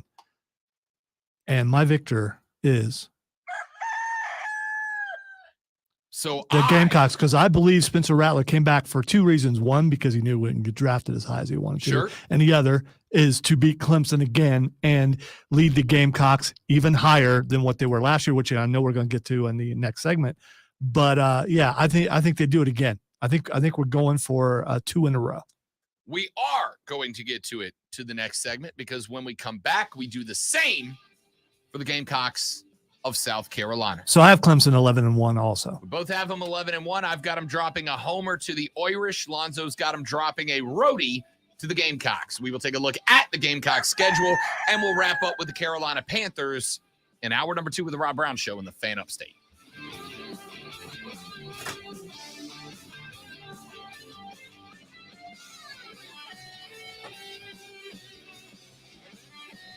Do I have a Threads notification, you guys?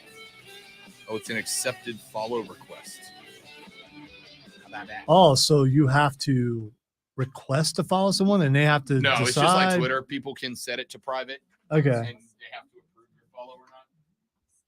It's Twitter. It's the same thing.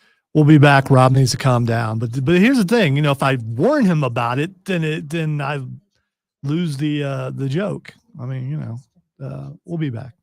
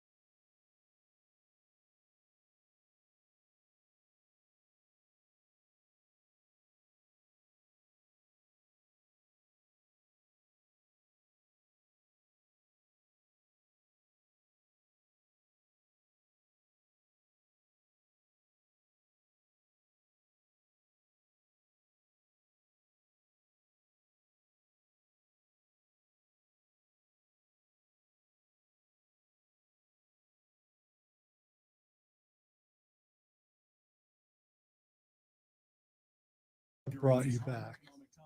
Get your free tax assessment to see what you qualify for by dialing 800-210-1005. 800-210-1005. That's 800-210-1005. Keegan, I'd tell you to send that video to Lonzo, but you'd get blocked immediately. Actually, no, you might find it disgustingly interesting. I will be making a short video clip that I don't normally do after the show. Oh, yeah. Unless you want to make it yourself, just so you can see the look on your face. I know the look on my face. If I tell you, then it ruins the joke. It wasn't done to scare you. Oh, I know. I know you didn't do it Obvious what I'm intentionally. doing there. Sponsored by Corley Plumbing, Air and Electric. If I purposefully try to scare you, it's going to be more creative than that. Satisfaction are our top priority. Call Corley Plumbing, Air, and Electric today, or skip the line and book online. CorleyPro.com.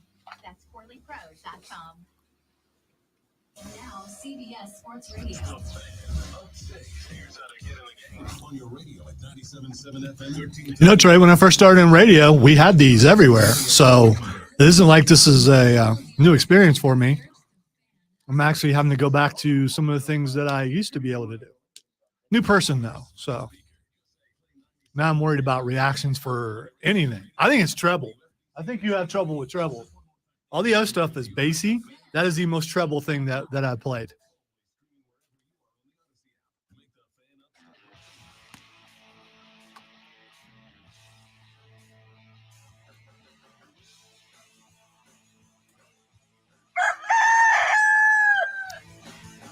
Well, yes, indeed it is time to talk about the schedule of Gamecocks of South Carolina.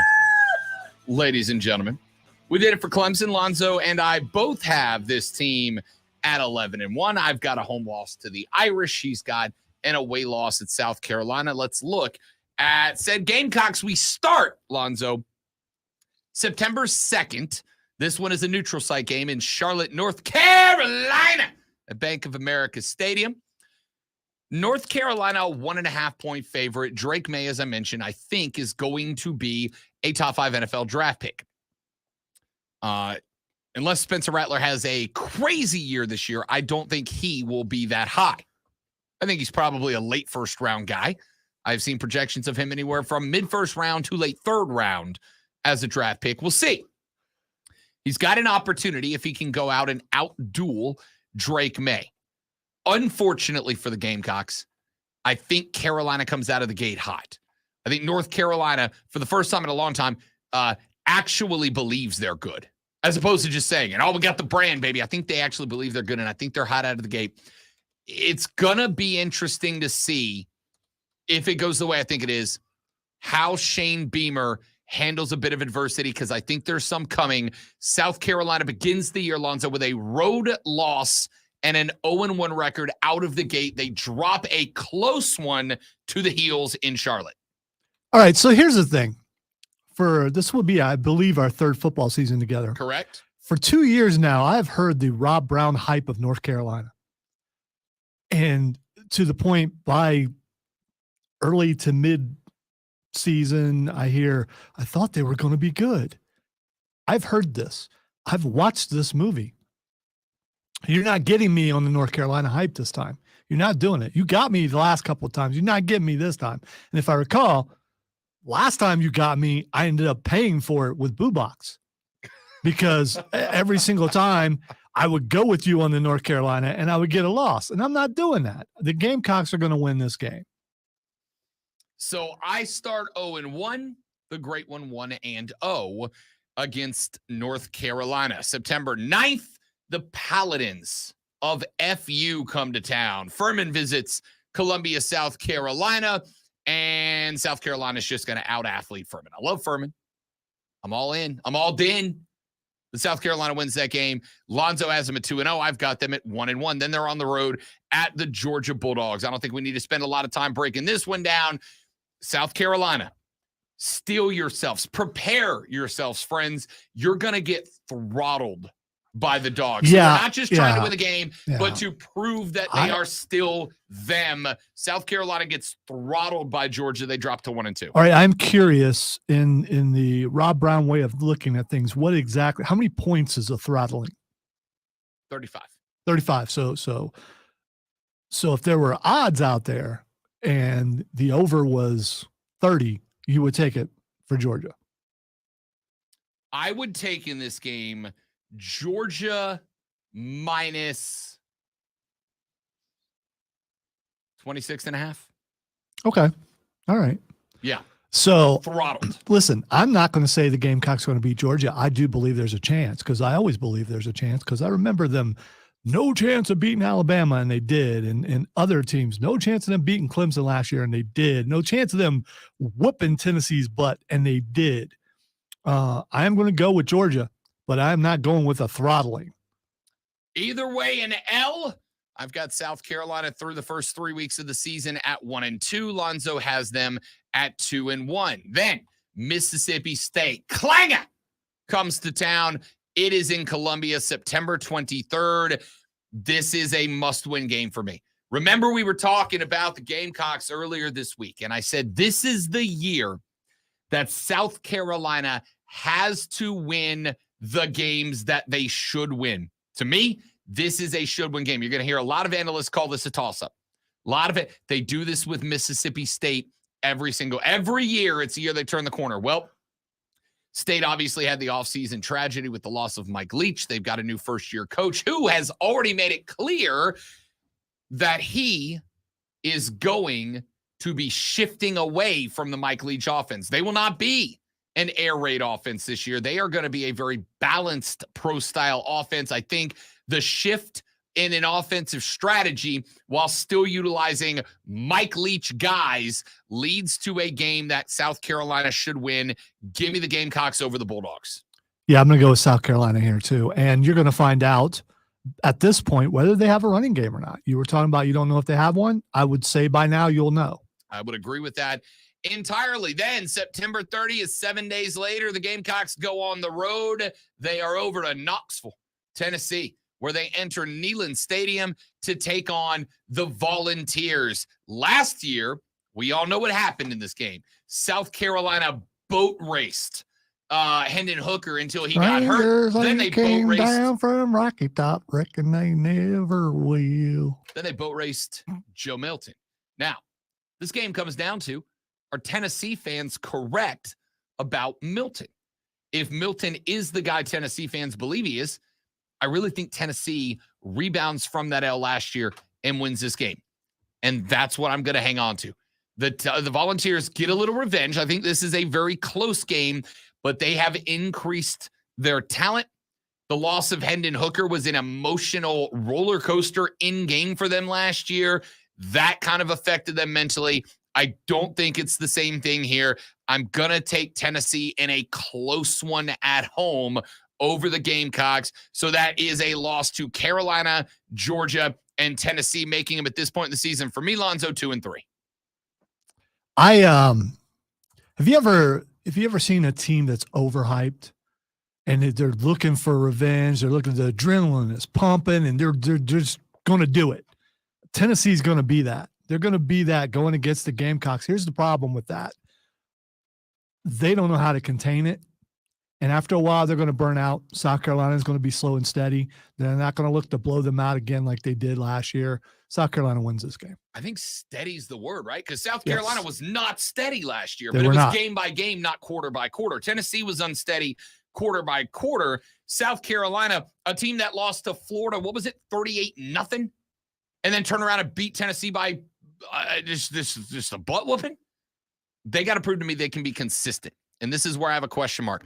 Then, speaking of the Gators, a little revenge opportunity for South Carolina when Florida comes to call it. Billy Napier's recruiting class for next year, through the roof, through the moon. It looks great right now. In fact, most of the sites have them as a top 3 or 4 recruiting class right now. That being said, I've seen nothing out of Billy Napier on the field that leads me to believe that Florida turns any sort of corner this year. South Carolina knocks off the Gators at home. They get back to 500 at 3-3.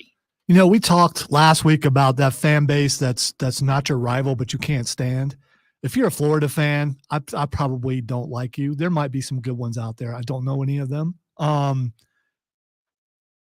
I don't want to see Florida. And even if I thought Florida would win, I would not pick them. I'll let my bias shine through right here. And I'm going with the Gamecocks over Florida. Going with the Gamecocks over Florida. So Lonzo's got them sitting at this point at 5-1 with a single loss to the Georgia Bulldogs. I'm at 3-3.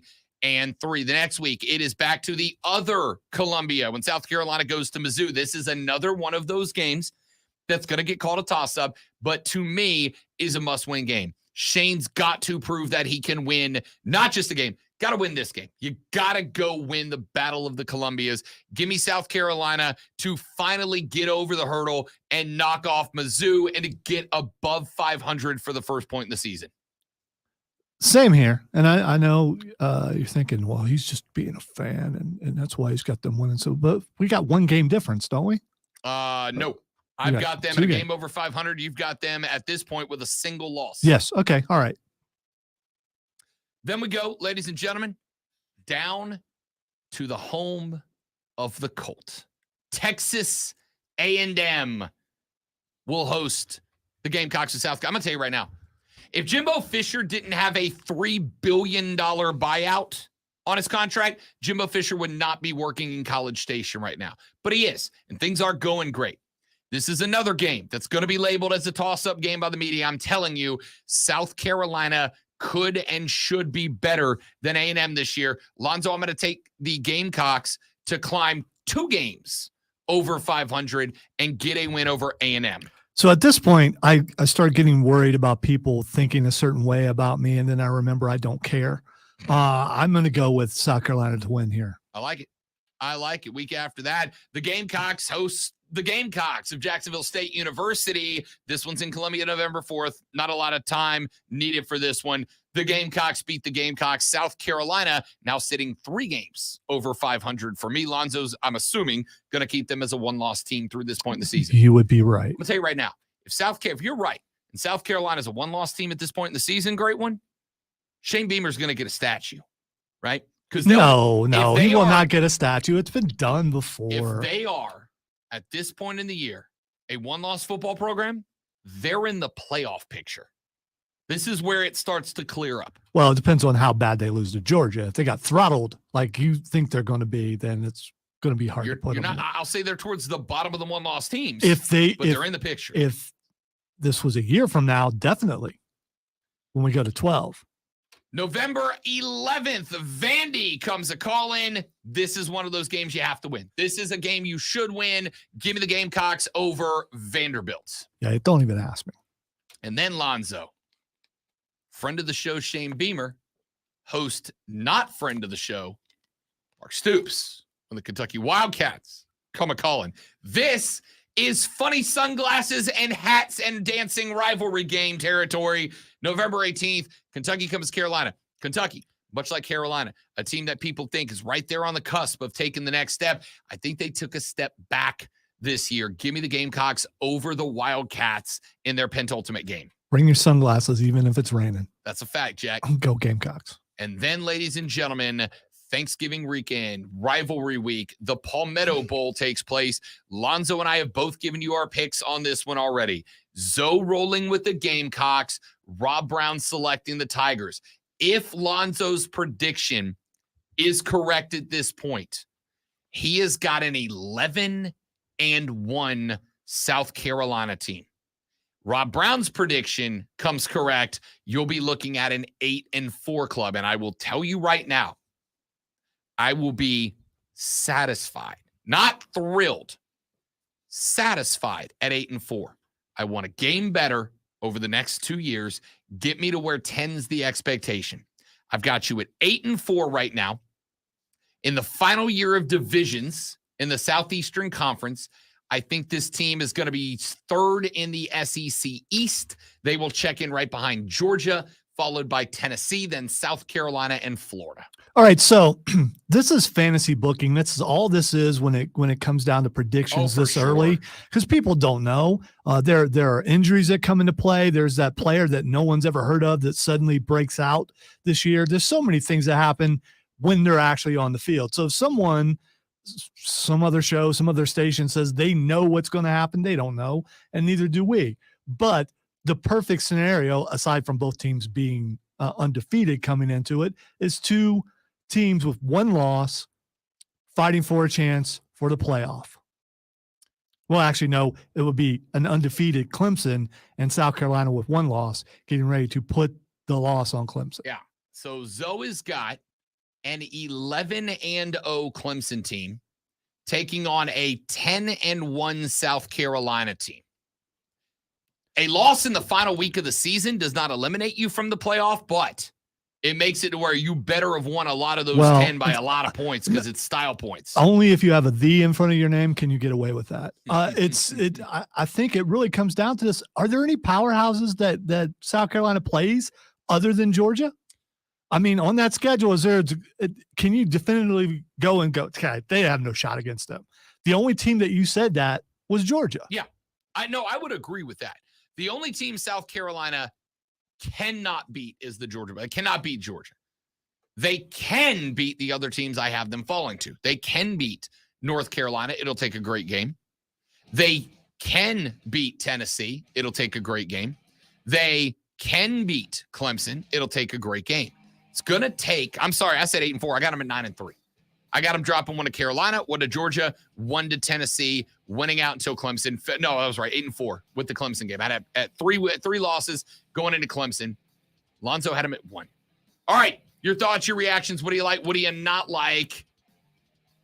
I want them when we come back on the Rob Brown Show in the Fan Upstate.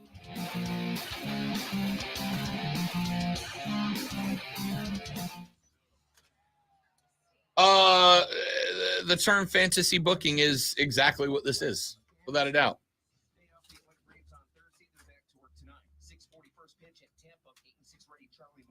You should want me to be right, because how interesting would that be? Oh, hell yeah. I absolutely want you to be right. It's a battle of the top two teams in baseball. Atlanta, the leader in the National League East. They've got the best record in the league and an 8.5-game lead over the Marlins atop the division. Tampa is the leader in the American League East. They've got a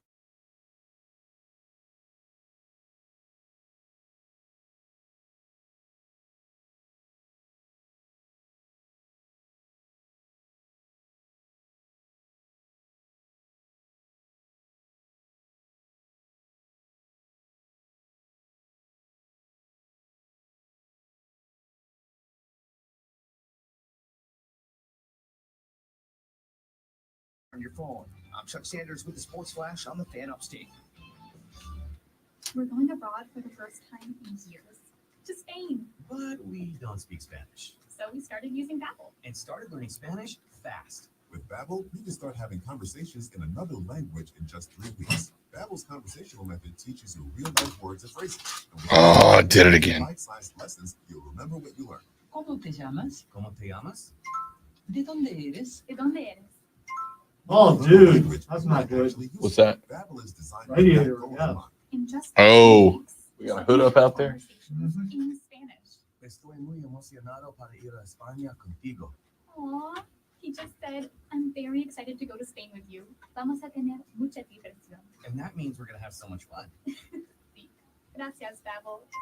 Babbel, language for life. Celebrating 10 million subscriptions sold. Now try Babbel for free at Babbel.com.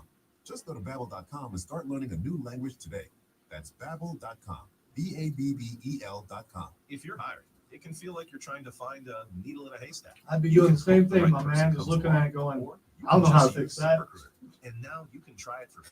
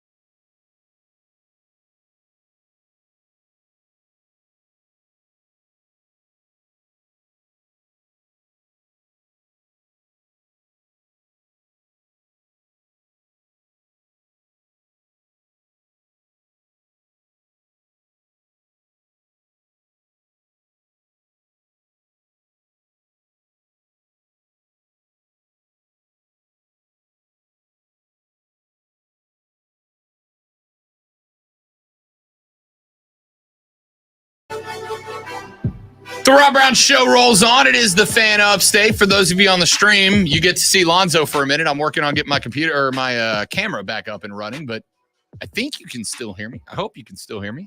Yeah, they can still hear you because because I'm on there. I mean, at the end of the day, as long as you can hear me, that's where the art comes from. My head behind the logo is awesome.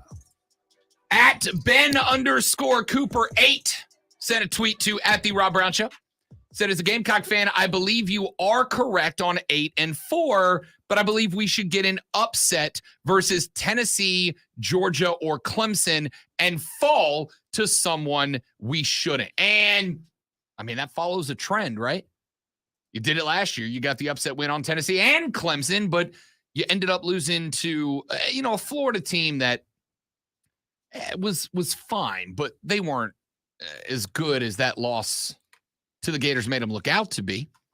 And on the flip side, that Missouri loss, that Missouri loss was the first time all season, probably the only time all season that I went, this isn't good enough, dude. Like, this just is not good enough. So I'm good with that. Texter said, all right, Gamecock taters. Here's my prediction. He said South Carolina goes 6-9, misses a bowl, gets blown out in 3 games, and Shane Beamer sits squarely on the hot seat. Nah. You out there cause them Tigers, they gonna do that, and then them Gamecock, they suck, so they gonna lose all them games, and they ain't gonna go nowhere, and then Shane Beamer, he gonna have to go be retired of work at McDonald's or something. Clemson Boomhauer, the absolute best. The absolute best. Wow, Texter, who do you pull for? Thanks, Captain America Chris Evans down the for hall. Fixing our issues there. We're back. Thanks, buddy. Always a pleasure. Mine. Lonzo, what is the ceiling and what is the roof for Clemson? What is the ceiling? What is the roof for South Carolina? Let me check with Michael Jordan on that. I'm not quite sure. The ceiling for Clemson, the reachable ceiling, is undefeated for sure, because they play in a poor conference and a conference that's not getting better. We'll see. You asked me what my opinion was. So the ceiling is undefeated. Ceiling's undefeated. What's the ceiling's floor? Undefeated. Floor would be 2 losses. 10-2. Yeah. I think that's fair. I would say ceiling is undefeated. I would say floor is 9-3. I look at Florida State. I look at Notre Dame. I look at a trap game against North Carolina. Any or all of those could be losses. Same thing for South Carolina, ceiling and floor. Ceiling is what I've already said, which is 11-1. Floor is probably 8 wins. 8 is the floor. Yeah. I would go 7-5 is the floor, and I'm going to go 10-2 is the ceiling, right? I think 10-2 is the best you can end up with. I think you could be a 7-5 team this year. I think if you lose to all the teams all the teams that you're expected to lose to, which really for me, Georgia, I'd say Tennessee, and I'd say Clemson. Those are going to be the 3 teams that are definitively favored over the Gamecocks. If you lose to all the teams you're supposed to lose to and drop a couple that you're not, which Shane has done, 7-5 is the floor. I would say 10-2 is the ceiling for South Carolina. All right, Texter 71307. Start your text with fan. What's your ceiling and floor for the Gamecocks and the Tigers? Let's take a break. We come back. We'll address some of your thoughts and wrap up our Friday edition of the Rob Brown Show in the Fan Upstate.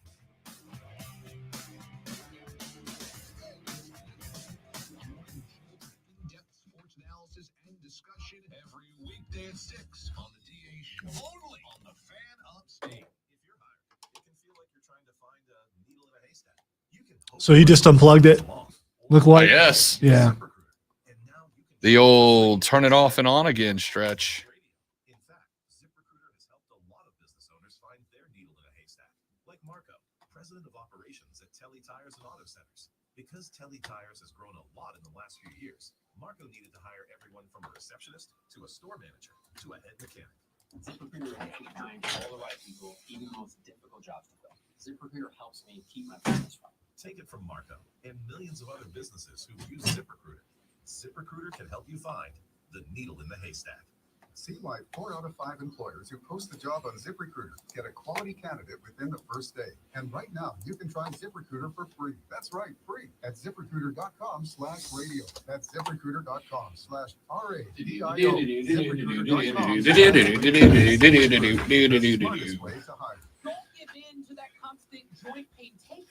That is exactly correct, Joe. Talent and depth is the issue for South Carolina.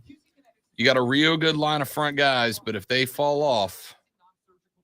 What if they don't, though? What if they played at a potential with no injuries? If nobody gets hurt, 10-2.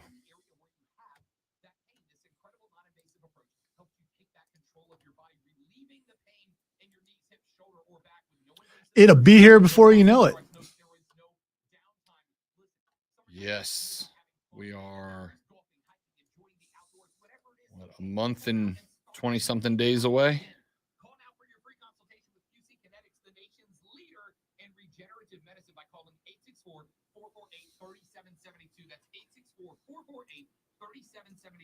That's still 11-1 though, Trey.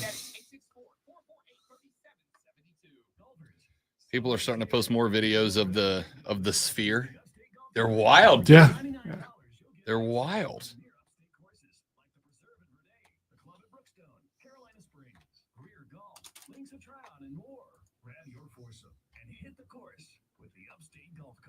Order yours today at upstategolfcart.com. 9 rounds of golf for only $99. Get yours now while supplies last. Upstategolfcart.com. That's upstategolfcart.com. Join us at Odyssey as we all do our one thing. Together millions of things for our planet. During summer, be sure to use dishwashers and stoves in the evening to minimize the effects of heat. When we each share our one thing, it becomes a million things for our planet. What's your one thing? Hi, I'm Henry Winkler. My eyes are very important to me. My eyes connect me with things I love. I loved my late father-in-law dearly. He always lit up a room, but his vision dimmed with age. He had age-related macular degeneration, or AMD. And since partnering with Apellis, I've learned there's an advanced form of the disease called geographic atrophy, or GA.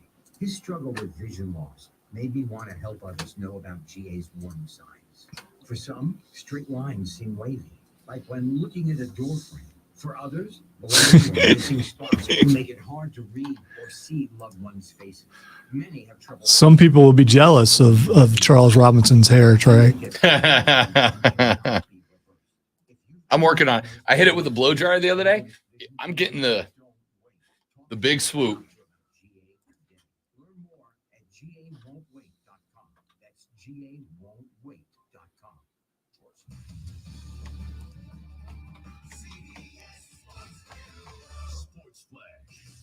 And this report sponsored by Progressive Insurance. Insurance for motorcycles, boats, and RVs for protection on the road and on the water. See how much you can save at 1-800-PROGRESSIVE and Progressive.com. We'll start with basketball. Spurs' first overall pick, Victor Wembanyama, says he believes pop star Britney Spears grabbed him from behind Wednesday night as he was walking into a restaurant in the Las Vegas casino. Wembanyama didn't know at first it was Spears. First I was like, no, you're joking. So, yeah, it turns out it was Britney Spears.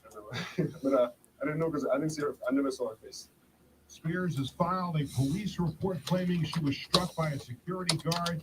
And she has just simply tapped Wembanyama on the shoulder. Wembanyama makes his MLB. So I thought about that statement from Britt. I tapped him on the shoulder. So then I went and looked. Britney Spears is 5 feet 4 inches tall. Victor Wembanyama is 7 feet 5 inches tall, which means that his shoulder is roughly 7 feet in the air. Britney's 5'4". So with her hands up, she's getting to what? 6'5"?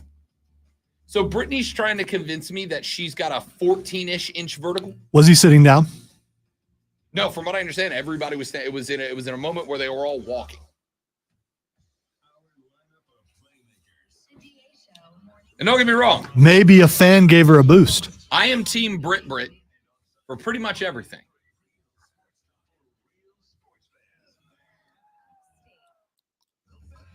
I just want to see the video. Because there's got to be a video. And that will prove the whole thing one way or the other.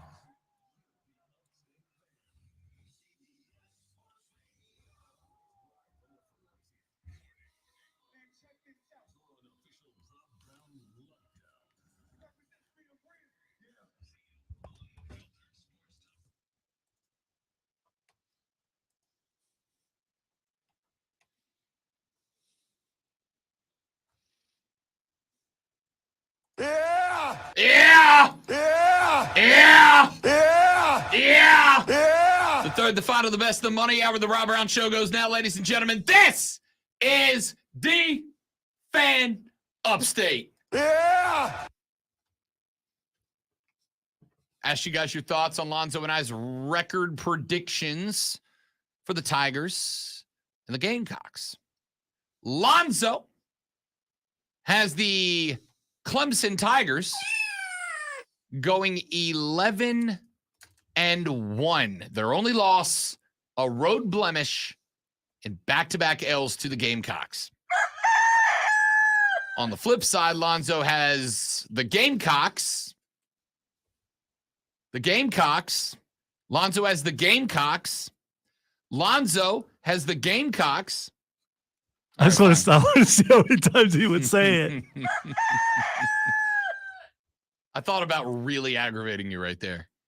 Lonzo has the Gamecocks going. Well, next thing, I'm not saying anything till he answers. Yeah, you don't want to do that. That always ends bad. Lonzo has the Gamecocks going 11-1 in the regular season, with their only blemish being a road loss to the Georgia Bulldogs. Oof. That was very bulldogish. Way to go. Even do your jowls that way. Thanks for saying I have jowls, buddy. We all have jowls. It's the beard. It does that. Yeah, let's go with that. Yeah. On the flip side, Rob Brown has the Tigers of Clemson taking a single loss. It is a home loss to the Irish of Notre Dame. I think that it's a interesting part of the season. As I mentioned, I think Clemson could absolutely end up with as many as 3 losses this year, but I'm predicting, as of today, it's July 7th. Let's all relax a little. Predicting them to have 1, which is the loss to Notre Dame. A win over South Carolina to cap off the season sends them to 11-1. And we all have to wait to see what a playoff berth looks like for Los Tigres. So what do you guys check? Just because you said it in Spanish doesn't mean it. Yeah. That's fair. What do you guys check in? What are your thoughts? How do you like it? I am not going to lie. I think Lonzo is optimistic on the Gamecocks. I was going to say about which team? About the Gamecocks. I think the Clemson take is fine. I disagree on the L, but we do have the same record. I think you are way optimistic on South Carolina. Way optimistic. I like them. They're in the right direction. Everything's going great for Shano, but they're not there yet. They need another cycle, as Joey B pointed out when he said, my only concern if I'm a Gamecock fan would be with depth. The talent is there, but if they sustain a few injuries in the wrong places, the season could get away from them pretty quickly. And I think he's right. I think the biggest weakness for South Carolina is that depth. But see, that's believing that the guys they have there can't step up if they have to. Right. And I correct. I don't believe that. These are big time college players at a big time college conference or a big time college team. They're going to be able to step up and they're going to be all right. Listen. The next man up mentality. Unless they were a Muschamp guy, then they're probably, The next man up mentality is one you want your players to have. You want every player on the team to believe that they can just step up into the spot that the All-American fell out of and produce the same. But if you've ever watched more than, I don't know, one football game in your life, dude, the starter's the starter for a reason. If the backup was capable of doing what the starter could do, you would alternate them game by game so that everybody stays fresh. So then why do players have breakout seasons then? Why do they shock people? Well, I didn't see that coming. If they get their chance and they take the opportunity and make the most of it. They were not starting. The starter goes down to injury. They come in, and all of a sudden they're on fire. They weren't as good as the starter. Why are they doing that? Some people do better under the spotlights. I mean, there are guys that are excellent at practicing. But is that exception or rule? That's exception. That's why they're called breakouts. If it were the rule, there would be no such thing as a breakout season. That would just be what you expect. But that's the exception, not the rule. And especially, is this the only job that's like that?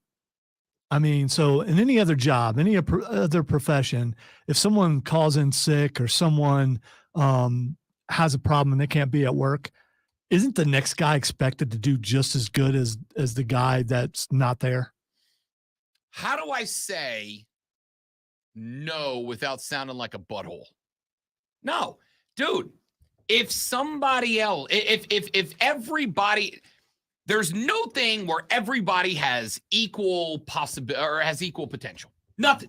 Everybody is going to do something better or worse than somebody else. But there's also the case of someone, the boss, or in this case, the coach, being more favorable of a player. Let's say, like at Clemson, where a certain quarterback was starting ahead of the other one who was probably more talented. Not talking about last year either. I'm talking about, let's go further back, when someone who's in Cleveland was there. There's so many factors that could come into that. It may have nothing to do with talent. It may have to do with preferential treatment. It absolutely can do that. And you know what we call a coach who does that? A bad coach. A bad coach. If you're playing kid A because you like him and kid B's got better potential, so what you're saying, you're a bad coach. So you're saying Dabo was a bad coach when he didn't start Deshaun Watson over who was it? Cole? You don't have to go back that far, Lonzo. You can go back to last season, yeah, and say that Dabo. I'm not saying he's a bad coach, but does anybody think he didn't make a mistake by going to DJ wasn't faster? DJ wasn't as bad as everyone said he was. He still won a ton of games. Cade came in and handed the ball off. Cole Stout, thank you, James. That's who it was. Here's what I'll say. Yes. You don't know what a guy is going to do in the game until he does it in the game. But what you don't do is when you got to keep Spencer Rattler upright and clean, what I don't do is plug in the third string left tackle because, hey, we haven't seen him in a game. Maybe he does great. But there again, I mean, unless you're watching practice or unless you're in the facility, you're looking at things on paper and going, yeah, they're less talented behind there. Why? Because they have less stars on it? I just don't think it's speculation, and I get that's what we're supposed to do, but I don't think you can look at a team and go, yeah, well, if those guys go down, boy, they're in trouble because everybody else, they suck. I don't know why they're on that team. When Michael Jordan went down and he got replaced by Horace Grant, did the Bulls maintain what they could do? No, they got worse. Right? Don't you be disparaging Horace Grant. I don't know why Horace Grant came to my mind, but that's what I rolled with. Yeah, if I recall, Horace Grant from around here, maybe, I believe so. Joey B just said, yes, Cole Stout, and we all said he was a DA for not going to Deshaun from game one. Well, so Dabo was a bad coach under that. No, he's a good coach who made a real bad decision. Being good doesn't mean you can't screw it up. So if it wasn't Lonzo, Dabo, if it wasn't, you're an excellent host. And I screw up every day. By the way, multi-time award-winning host. Who screws up every day? You're about to have 3 trophies, man. So no, it's if it was a lower level coach, I just don't think you want to say it because it's Dabo. Because hey, did you hear Rob Brown? Hear what he said about Dabo Swinney? If it was a lower tier coach, somebody else, and they make that decision, that's what you said earlier. A good coach, of which Dabo Swinney's one. Oh, he's a great coach. He absolutely is. He led his team to a couple of championships. And I mean, you can't be just a good coach and do that. A good coach, a great coach, an excellent coach, a Hall of Fame coach, an all-timer can make a stupid decision, right? As Samuel L. Jackson once said, I understand the council has made a decision, but as it's a stupid-ass decision, I elect to ignore it. And that is what this is. He made a bad decision. Doesn't mean he's a bad coach. Now, to circle back to where we started with all this, Starters are starters because they're the best option. It does not mean there's not a backup who won't come in and outperform the starter. We get stories every year about a starter going down and a guy stepping up and outperforming the starter. But there's a reason we know those guys. It's because that's the exception, not the rule. And I will say, I think what Joey B's point here was not that if Spencer Rattler goes down, I got all the respect in the world for Luke Doty and Colton Gother. But see, you know less about the backups at Ohio State or Alabama, but you wouldn't say, oh, if that guy goes down, they're in trouble because they're weak behind that guy. You would never say that about those teams because the next guy up on those teams is probably going to play in the NFL in a couple years. Right. You know what we call that? Depth. You have depth to that team. But you don't know any more about those guys than you know about the depth of South Carolina. And I'm not talking about you. I'm talking about a collective you because – Oh, you can talk about me because I'm in that collective. Because people – well, yeah, obviously it's weak, but you won't say it about the big teams. Right. South Carolina's not one of the big teams yet. They play not in Ohio State. They're not Georgia. They play in They're the not Tennessee, they're SEC, not which Alabama. means they probably recruited SEC talent would be what I would think. It's a nice thought. They ain't Georgia. They ain't they ain't Clemson. They ain't Alabama. They ain't Ohio State. I don't know why all of a sudden I'm talking like they ain't. I don't know, but the majority of I believe the majority of the people who go to that take know nothing about the majority of the bench on any of these teams. But because of a reputation of a team, you automatically assume, well, they've got good talent back there. Alabama's had bad players before. Ohio State's had bad players So before. if you agree with that logic, then every year you should enter with there are no favorites for the national championship. There's none because we don't know anything other than the guys that are starting. That logic makes you say you can't pick a national championship favorite. I can. Ohio State, Georgia, Alabama, Clemson. One of those four. Yeah, Michigan. Yeah, Clemson's not in there anymore, according to How do you know? According to national, probably because the strength of their bench. You know, I look at that bench and I go, wow, one of their starters goes down, man, they're in trouble. So who's the backup quarterback at Clemson? When Kyle McCord shows up for Ohio State, when Kyle McCord shows up, and again, yes, you do have to rely on speculation. Hey, because I don't know why Ohio State's ranked so high right now with us having no clue how good the quarterback is.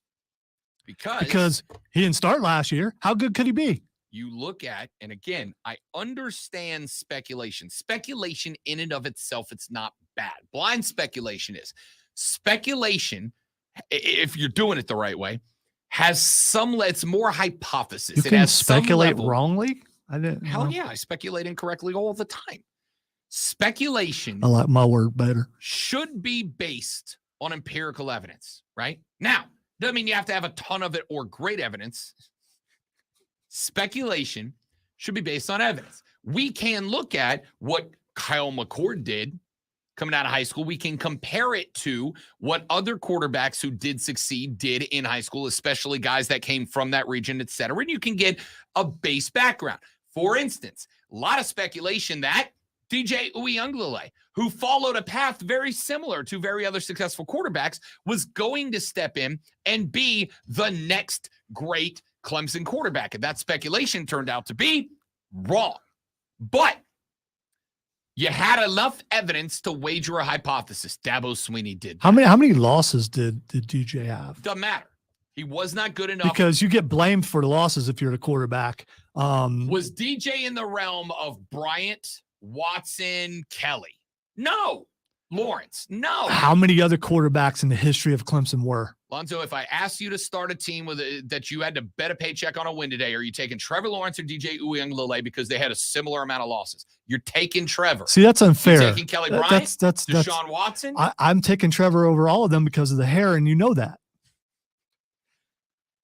The point here is you can look and get a pretty good feel. Doesn't mean you're going to be right, but you look and get a pretty good feel.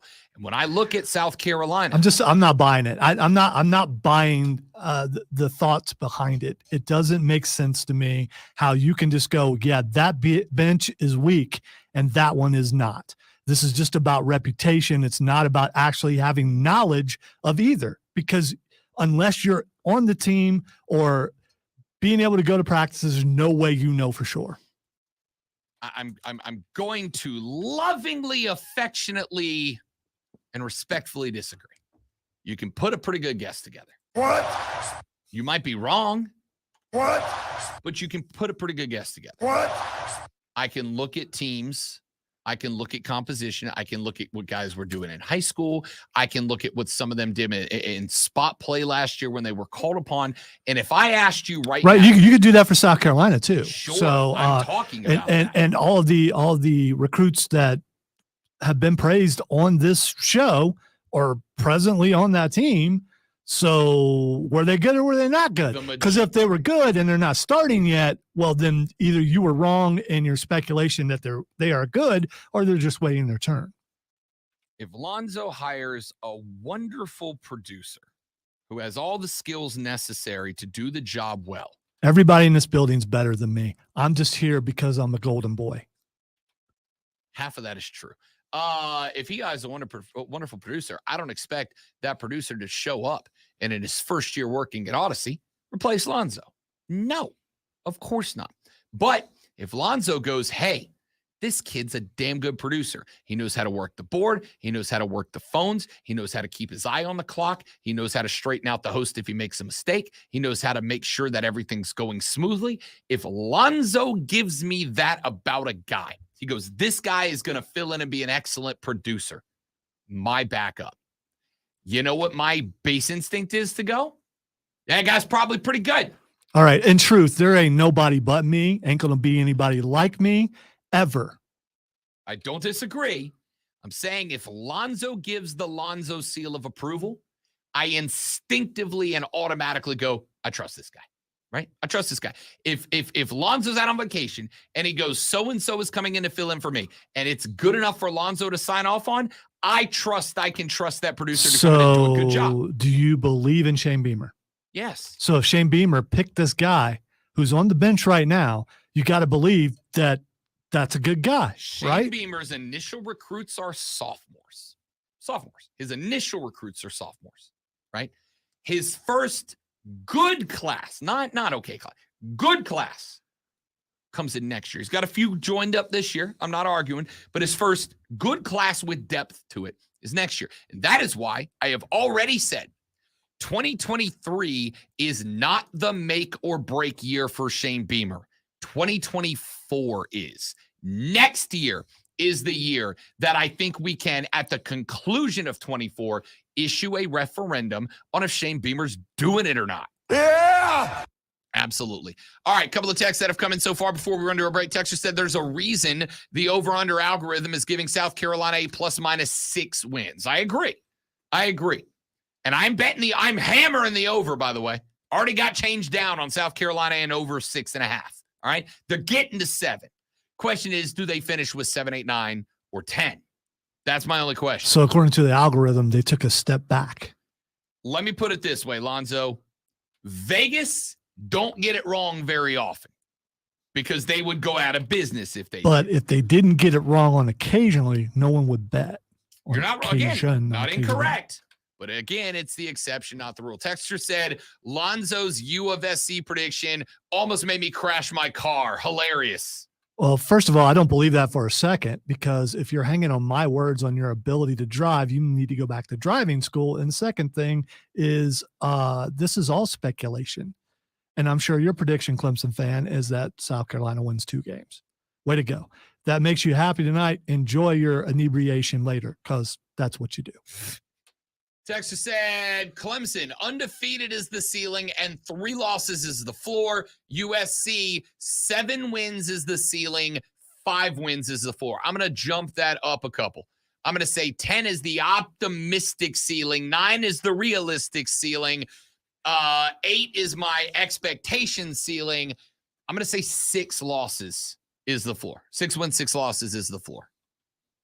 Texas said, South Carolina fan here. I'm feeling a ceiling of 10 and 2 with losses at Georgia and Texas. I see the floor at 7 and 5. So the floor, according to most listeners, that's from Chuck. Chuck, appreciate the text.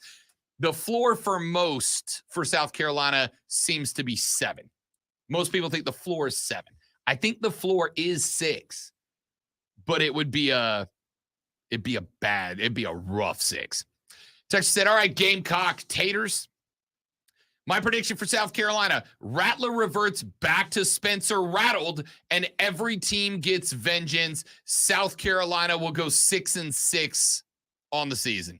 Look at the numbers. It's all the same person, right? It's because No, they're all different people. Okay, because maybe he has burners. I don't know. It's funny though that you can tell who they're rooting for by how they text. Whereas I can be unbiased and pick Clemson to lose only one game, and that's at the end of the season. Because Clemson plays in a weaker conference, even as someone who pulls for the Gamecocks, I can look at that other team, even though they may be a rival, and go, yeah, they're pretty good because they've been pretty good every single year since they didn't fire Dabo, which they almost did. And I mean, those guys can't look at the other side. That's the difference between the fan bases. Clemson cannot say anything. Clemson fans can't say anything positive about or realistic about Gamecock football. Whereas Gamecock fans can do that for Clemson. My only takeaway here is I hope the ACC just whoops tail this year just for you. I really do. You would. That's basically the ACC. You would. Roger said Gamecocks don't need to win 11 games out of respect for their fans. Half of Gville will be walking around with one bare foot. James says, my prediction, both teams undefeated Thanksgiving weekend. Do you understand how incredible it would be for 2 11-0 South Carolina teams to get it on in Columbia? It would, but it'd be game day, game but week. But there are It's not going to happen. But there are people on both sides of the fan bases that do not want that to happen. I've heard it said on the air over my 26 years here on the radio in this area. I'd rather see my team that team come in with 0 wins and then we whip that butt and then they never can speak clearly. It's I don't know, an impediment or something. I'm not quite sure. Ladies and gentlemen, we got to run to a break. Look, you lost your camera. I know. Again. I did it again. What are you doing? The button that turns off my whole screen is next to the escape button and just above the number 1 button. I'm not going to play with it anymore. Yes, stop it. I'm not going to play with it anymore. Yes, stop it. I also want you to know, Lonzo, that my young impressionable nephew, who is 5, was driving here to see me last week when you dropped that soundbite 50 times in a segment. And for the entire week, every time I saw my nephew, even in public, he'd go, Uncle Rob, are you not going to play with it anymore? And he just thought it was the funniest thing because he couldn't figure out why me and my mother were both like, man. The impressionable Gosh, youth. dude. Is this a show for children? I wasn't aware. I'm not going to play with it anymore. Yes, stop it. Back after this, maybe on the Rob Brown Show in the Fan Upstate.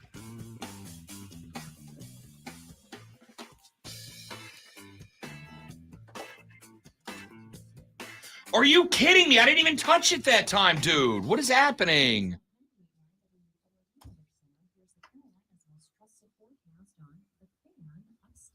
What is happening? It's weird. I guess you could unplug it and just plug it straight into your laptop and see if that fixes it. It's the computer, not the camera. The camera just came back on. Oh, okay. For what? Like I pushed the number 1 button in the thing shut off. I'm wondering if maybe like the gadgets and gizmos aplenty on the inside started shifting around. He's back. You're back.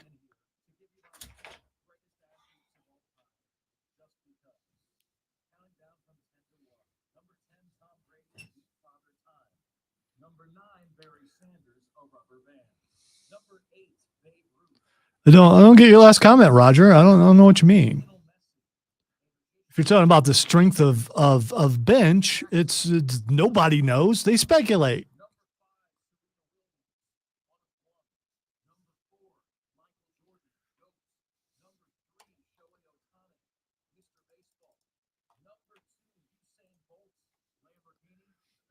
Rob was getting frustrated with me. I should leave my cart wall alone for the rest of the show. As a famous man once said, I'm not going to play with it anymore. Welcome to Ethos, a new kind of insurance company that believes life insurance should be hassle-free, affordable, and accessible for everyone. For around $1 a day, I got a 20-year, $250,000 term life insurance policy without a medical exam. All I had to do was answer a few health questions and snap, family protected. It was quick and easy.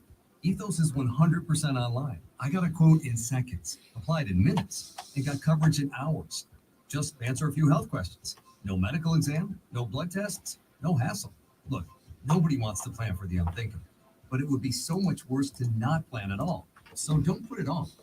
It feels great having the peace of mind knowing that my family is protected. Ethos, the 100% online hassle-free way to get affordable life insurance. Don't wait. Get your free online quote now at ethoslife.com. That's ethoslife.com. The biggest corruption scandal in NYPD history. Harlem in the 90s. 30 cops crossing the line. Was it a common practice to break into apartments? He said that last thing knowing I'm going to feel bad about that. But, you know, A new Odyssey original podcast. Listen to all 10 episodes of The Set right now, exclusively on the free Odyssey app. Sponsored by Blindster.com. Hi, I'm Kyle at Blindster.com, and I sell custom blinds designed for do-it-yourselfers. Unlike stock blinds offered at big box retailers, Blindster blinds are custom made for your windows and shipping is free. Don't hire an expensive pro. Do it yourself and save big. At so now I'm just going to retire. I mean, because, you know, I've corrupted the youth. It was never my intention when I got into this business. We've got Heisman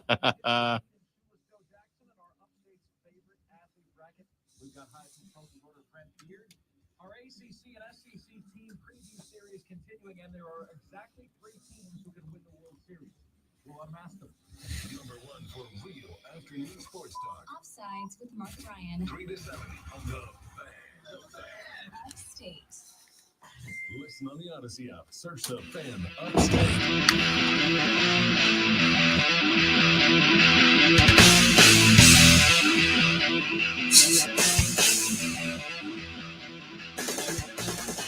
The Rob Brown Show rolls on. It is the Fan Upstate, ladies and gentlemen.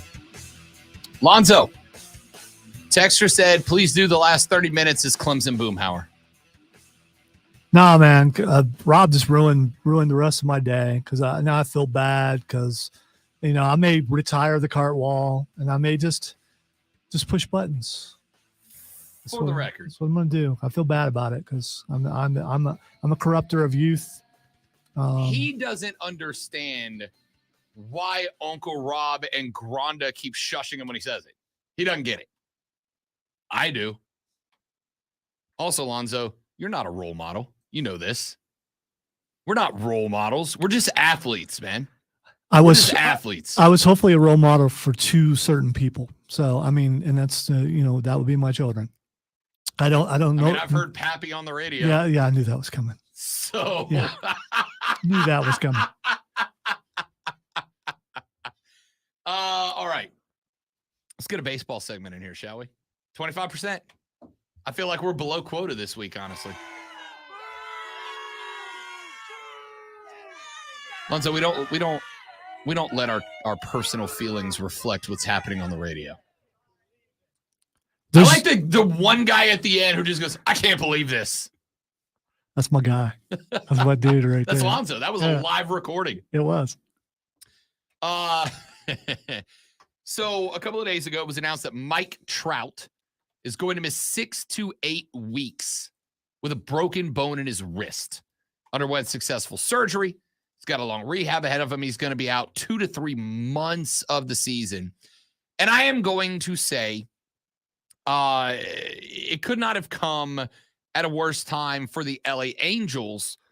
More importantly, it could not have come at a worse time for every other team except one in Major League Baseball. And I don't know what that one team is going to be. I got to guess. I think it's going to be the Dodgers, or I think it's going to be one of the 2 New York teams. Not that Mike Trout ends up there. I think it couldn't have come at a worse time because I think it almost guarantees that Shohei Ohtani will be leaving the LA Angels. Now, the question mark is, does he leave the Angels within the next 23 days as a part of a deal on trade deadline day? Or does he leave the Angels as a free agent at the end of the season? I'm a bit conflicted there because on one hand, Cody Decker pointed out on our nationally syndicated baseball gambling show, Bet for the Cycle, available on the BetQL network and fine Odyssey stations around the country, also available for free on the Odyssey app. Cody Decker said, look, they can't trade Shohei Ohtani right now because Shohei Ohtani is too valuable. He makes the Angels too much money because, let's be honest, if it wasn't for Shohei Ohtani, you wouldn't really have a reason to watch the LA Angels of Anaheim, despite the fact that they are in the nation's premier television market. The Angels are currently 45-44, a game over 500, but they are 6.5 out of that division. They are 3-7 in their last 10, despite repeated attempts at heroics by Shohei Ohtani. The Angels can't play 500 ball as of late. So the Angels couldn't get to 500 ball over the last 10 with Mike Trout. Now they don't have maybe the best pure hitter in baseball to bolster the lineup anymore, right? So I said, leading up to the trade deadline, the Angels, to me, were the team that needed to be buyers more than anybody else, right? Everybody wants to talk to during trade deadline time. Everybody wants to talk about the Dodgers. Everybody wants to talk about the Yankees. Everybody wants to talk about the Mets, the Astros, all these teams that are without a doubt World Series contenders being buyers. And I pointed out that in MLB right now, it doesn't look to me like there's a lot of teams that are going to be sellers. I think the Red Sox are sellers. I think the White Sox are sellers. I don't know about the Tigers. They're only 6 games out of the division. The Guardians only a game and a half out of the division. They're not sellers. The Royals are sellers, but they don't really have anything to sell. The A's are sellers, but they don't have anything to sell. They've sold everything already. The Mariners, I don't think they're sellers. I think they'd like to be buyers. They're 7 games back of the AL West. I don't think they're going to climb back in, but there's so much young, raw potential that you're wondering if they turn the corner. Over in the National League, I think the Nationals are sellers, but again, not a lot of things to be sold. The Mets are 17.5 games back of the Braves. They are a full 6.5 games back of third place, the Phillies, who are 11 games back of the Atlanta Braves. By the way, the Braves have put another 2.5 games up on the Marlins. They are now 8.5 games clear, first in the NL East. I think the Cardinals are sellers. I do not think the Pirates, Cubs, or Brewers out of the Central are sellers. And the Reds right now, 8-2 in their last 10. They're 49-39, 10 games over 500 with a 2-game lead in the Central. And out of the West, I think the Rockies are sellers, and that's it. So there's maybe a half dozen teams in MLB that are sellers in the trade deadline. But there's a lot of buyers, which means some players are about to get some fat premium contracts. I have said the Angels needed to be one of them. Why? I'm not worried about a playoff run. I mean, I am. They got to do it. But if they wanted any sort of chance to keep Shohei Ohtani, in my opinion, not just the best baseball player on planet Earth right now, but the best baseball player of all time. I believe that. If they want to keep Shohei Ohtani, their only way to do it is to win. To show Ohtani that this Angels team is not only willing to pay to win, but is going to win, right? That was the only way they're going to keep Ohtani in market. Nothing else, man. The $600 million contract, which is what Shohei Ohtani is going to get when he leaves, a $600 million contract was not going to do it because the Yankees will give him that. The Mets will give him that. The Dodgers will give him that. Hell, there's probably 2, 3, 4 really good teams out there that might give him that, right? So the $600 million is not what it's going to take. And I don't think you can go to 7 and just outbid everybody if you're the Angels. The only thing you can do is a $600 million contract and field a team that is a threat. Well, the Angels, if they were trade deadline buyers, which I said they should be, could have done that. They got decent talent on that team. They've got a lot of guys that are banged up that are all expected to come back after the All-Star break. They could have made a couple of big moves before the deadline, gotten healthy, and become a genuine threat. And then maybe with a $600 million contract, you keep Shohei Ohtani in the fold. But you just lost the best pure hitter in baseball. You just lost a guy who bolstered. How many, would they go, eight games where Ohtani and Trout have both hit home runs, the verb. Where Ohtani and Trout have both homered a run in the same game. Best pure hitter in baseball, now out 6 to 8 weeks. Now, it's not his fault. It's not Mike Trout's fault. You can't control that. Baseball's weird. Injuries happen. But it could not have come at a worse time for the Angels. Like blisters. Shohei not pitching in the All-Star game. I can tell you, Lonzo is a frequent sufferer of blisters to the hands. You can't throw a baseball well with a blister on your hand. No one could see you. Well, Checking some my could see you. No, you did the guitar thing. That one just It healed. looked like you did the guitar thing because that's where you would have gotten the blisters. And what is that? Playing drums. Okay, all right. Well, without an explanation, knowing the direction that the audience will go to, I'm just trying to say that that. looked weird. You're right. I regret that. Shohei's out for pitching. He's still, from what I understand, still going to try to hit in the All-Star game as a DH. We'll see if he does or doesn't. This injury to Mike Trout could not have come at a worse time to the Angels because now a team that was 3-7 in their last 10 is going to have an even harder time winning in a decent division with the Rangers, the Astros, the Angels, and the Mariners. The Mariners are going to bounce back, I believe it, and the A's. I mean, hell, the A's are 5-5 in their last 10. They're bad, but they ain't that bad. Not as bad as we thought they were going to be. I mean, they are 25-64. Let's not go bananas. But in a division with the Rangers, the Astros, and the Mariners, without Mike Trout, the Angels are up against it. They're not going to be able to win. They're not going to be able to grab a wild card spot. As Joey B just pointed out, the Angels are 45-44. So are the Boston Red Sox. They're 45-43 right now. The Angels are not pacing the Red Sox without Mike Trout. That's a wild card spot gone. They're not going to be able to get in. And if they can't get in, Shohei's gone. It's bad for everybody else in baseball because the good news with Shohei Ohtani right now is he's on a team that's irrelevant. In 10 years with Mike Trout, the Angels have gone to the postseason one time. They got swept. They have not won a postseason game with Mike Trout.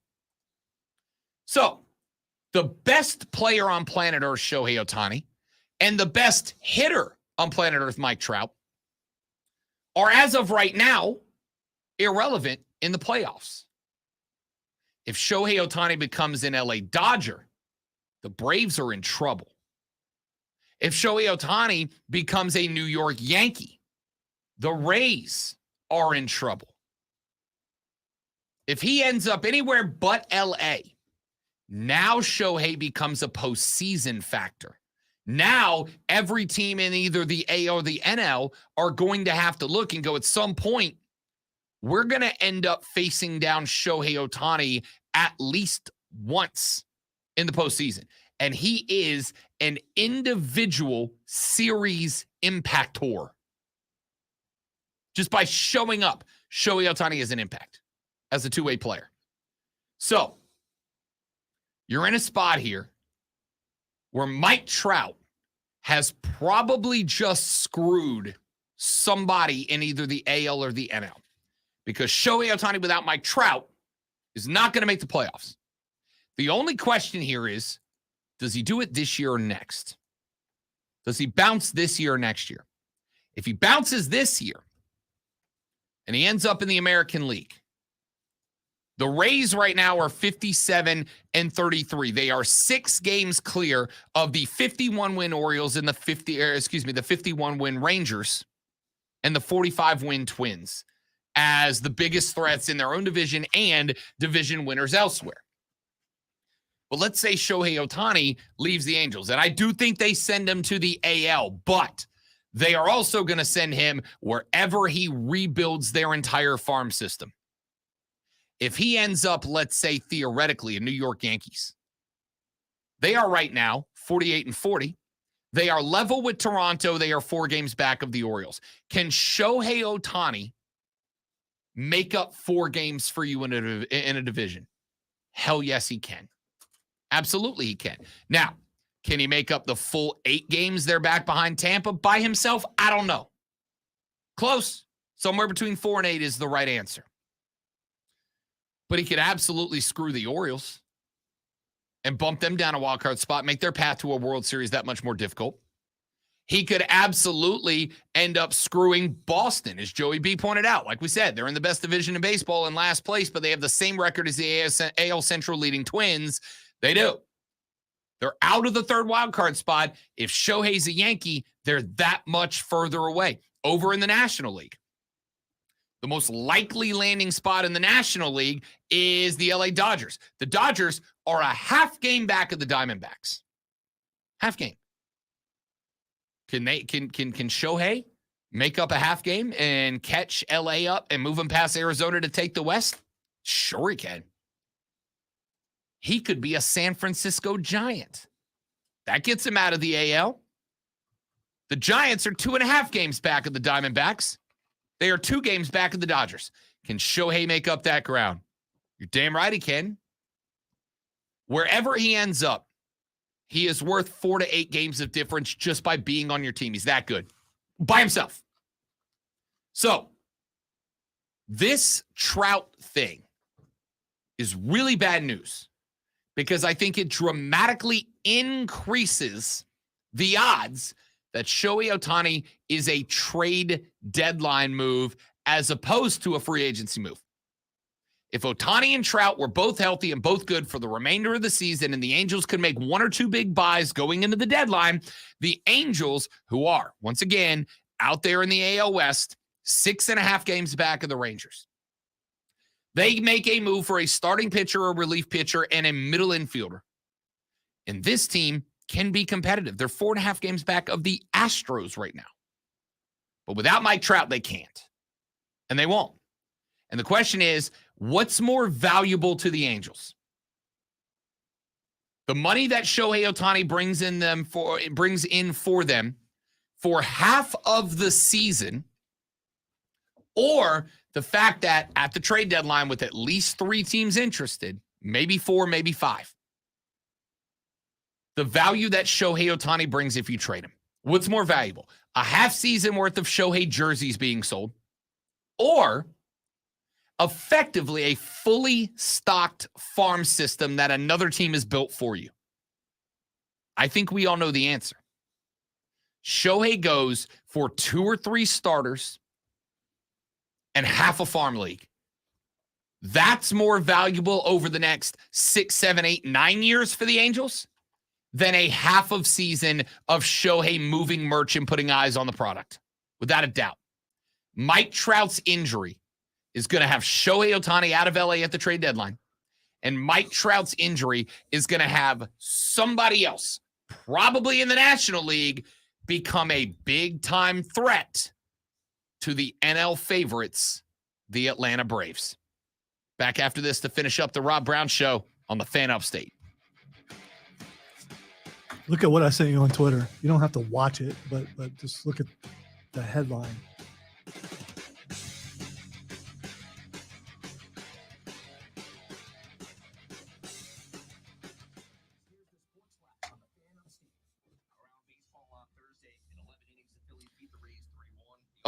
From TMZ, an eyewitness to the Britney Spears slap at the hands of Victor Wembanyama security tells TMZ he clearly struck her and she was furious, screaming, "This is bleeping America," in a British accent. I don't know what to make of that. The Dodgers are my guess of a landing spot, Joey B, and that's exactly why. The Dodgers have the payroll available. They've got a wonderful farm system they've been built. It's been helping them out every year. They give that plus, I don't know, what do the Angels need for next year? A middle infielder? They give that and a middle infielder for Shohei?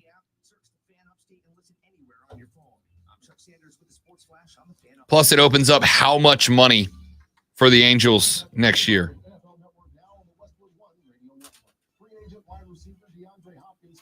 Social media app Threads with this bold statement saying, quote, "I will retire from football if I'm not a 1,000-yard receiver." With that being said, I was on a pace for 1,400 yards last year. One significant injury in 11 years. I might be playing until I'm 37.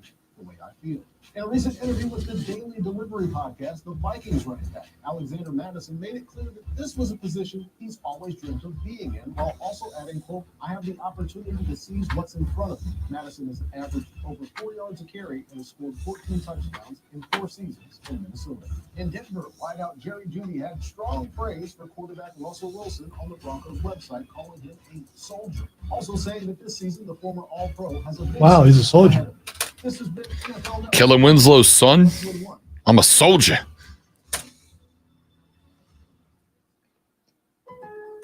It's your last chance to shop July 4th savings at Lowe's. Right now, save on select major appliances. And when you buy more, you save more. Get up to an additional $1,000 off select major kitchen appliances. Plus, right now, when you buy a Craftsman V20 string trimmer or blower for just $99, you get a select Bear tool free. Lowe's knows savings. Lowe's knows home improvement. Offer stop through 7/12. Appliance savings vary based on purchase amount. Buy more savings. You a cannoli guy? I don't believe I've had a cannoli before, but I might really? have. I'm not positive. Leave the gun. Take the cannoli. Cannolis are wonderful. They're delightful pastries. They're dessert. They are dessert. I might have had one before, but maybe it wasn't significant enough for me to remember it. There's a difference between a cannoli and a good cannoli. Okay.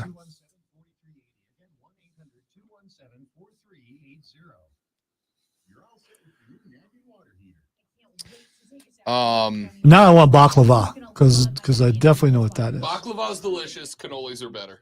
Baklava with the crust being extra flaky. It just Baklava yes. is really good. Cannolis are next level when they're done right.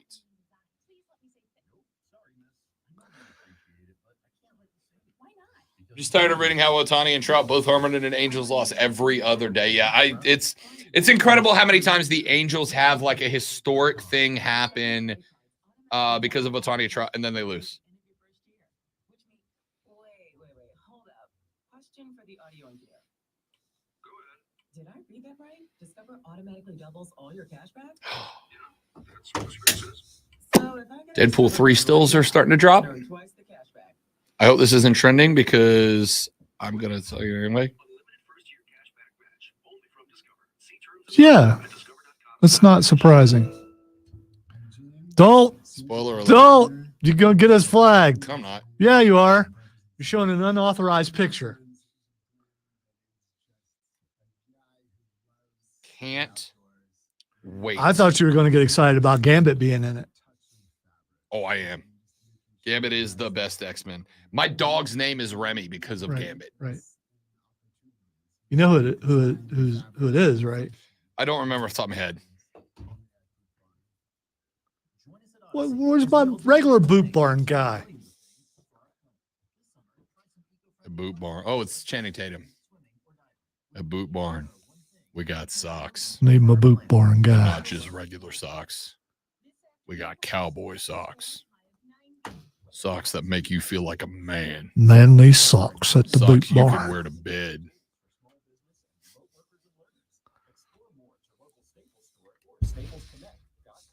Socks you can wear to bed. I don't think I can handle wearing socks to bed.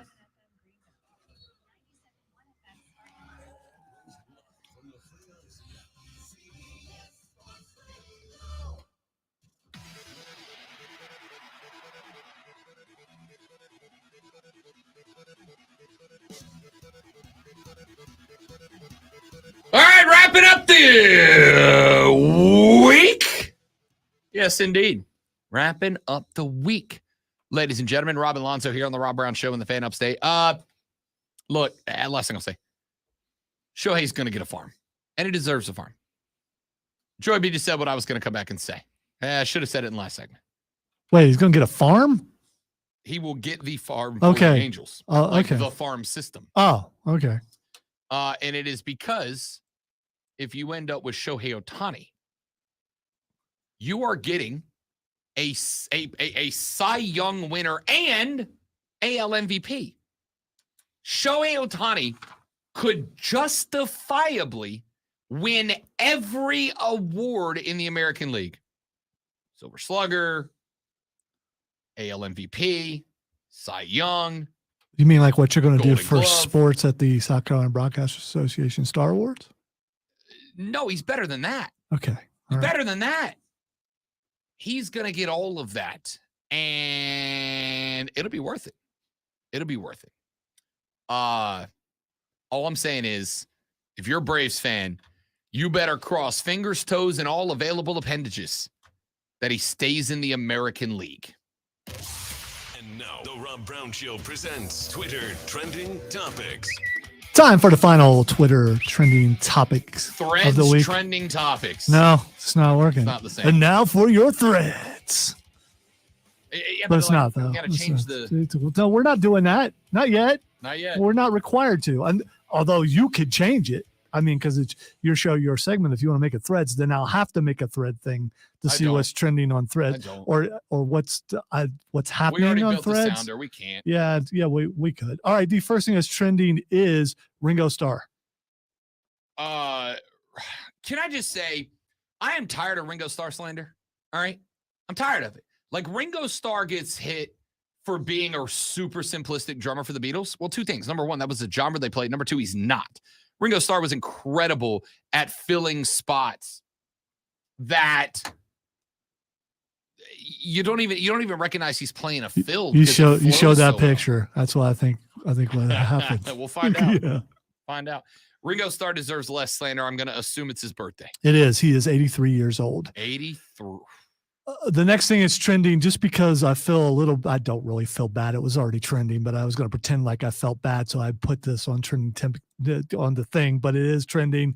And I've heard about your great love for this person. And I don't know why she's trending, but Topanga is trending. First off, what do you mean you don't understand the love for No. Topanga? No, I said, I've heard about your love. Right. I You didn't say said it. I don't understand it, didn't you? Or No, did I just make that up in my head because I was getting ready to be mad at you? I don't believe that I saw that. And people are saying they're getting the spinning wheel on YouTube. So Topanga is that's on you, man. the That's all spinning you. I wheel of told death. you. I told you not to do that. I will find out. The spinning wheel of death. Topanga is trending for two videos that are going around on social media right now. Number one is Topanga giving dating advice, right? Danielle Fisher, by the way, her real name. I know that you and Diesel are really big fans. I was older at that point, and it would have been creepy if I was. You ready for my hot take of the day? This is going to be the hot take of the day. Okay. If I had a choice between Topanga and Kelly Kapowski, I'm going Topanga all day. All day, Topanga over Kelly Kapowski. Kelly Kapowski was shallow. She was materialistic. She was a good person, but she was vapid. Topanga had substance and personality and depth and intelligence and intellect. Topanga is the perfect woman. And the videos of Danielle Fisher going around are twofold. Number one, it's her giving dating advice, right? It's her giving dating advice about how if you wanted to flirt with Danielle Fisher would be the way to do it. And it's like, thanks for that. 20 years too late, Danielle. The second one is her in her closet because it turns out Topanga's a sneakerhead. She's got like dozens of pairs of sneaks and she's talking about her love of them and how they're made and which one she goes with what. She's a sneakerhead. All right. The last thing in this trending is this.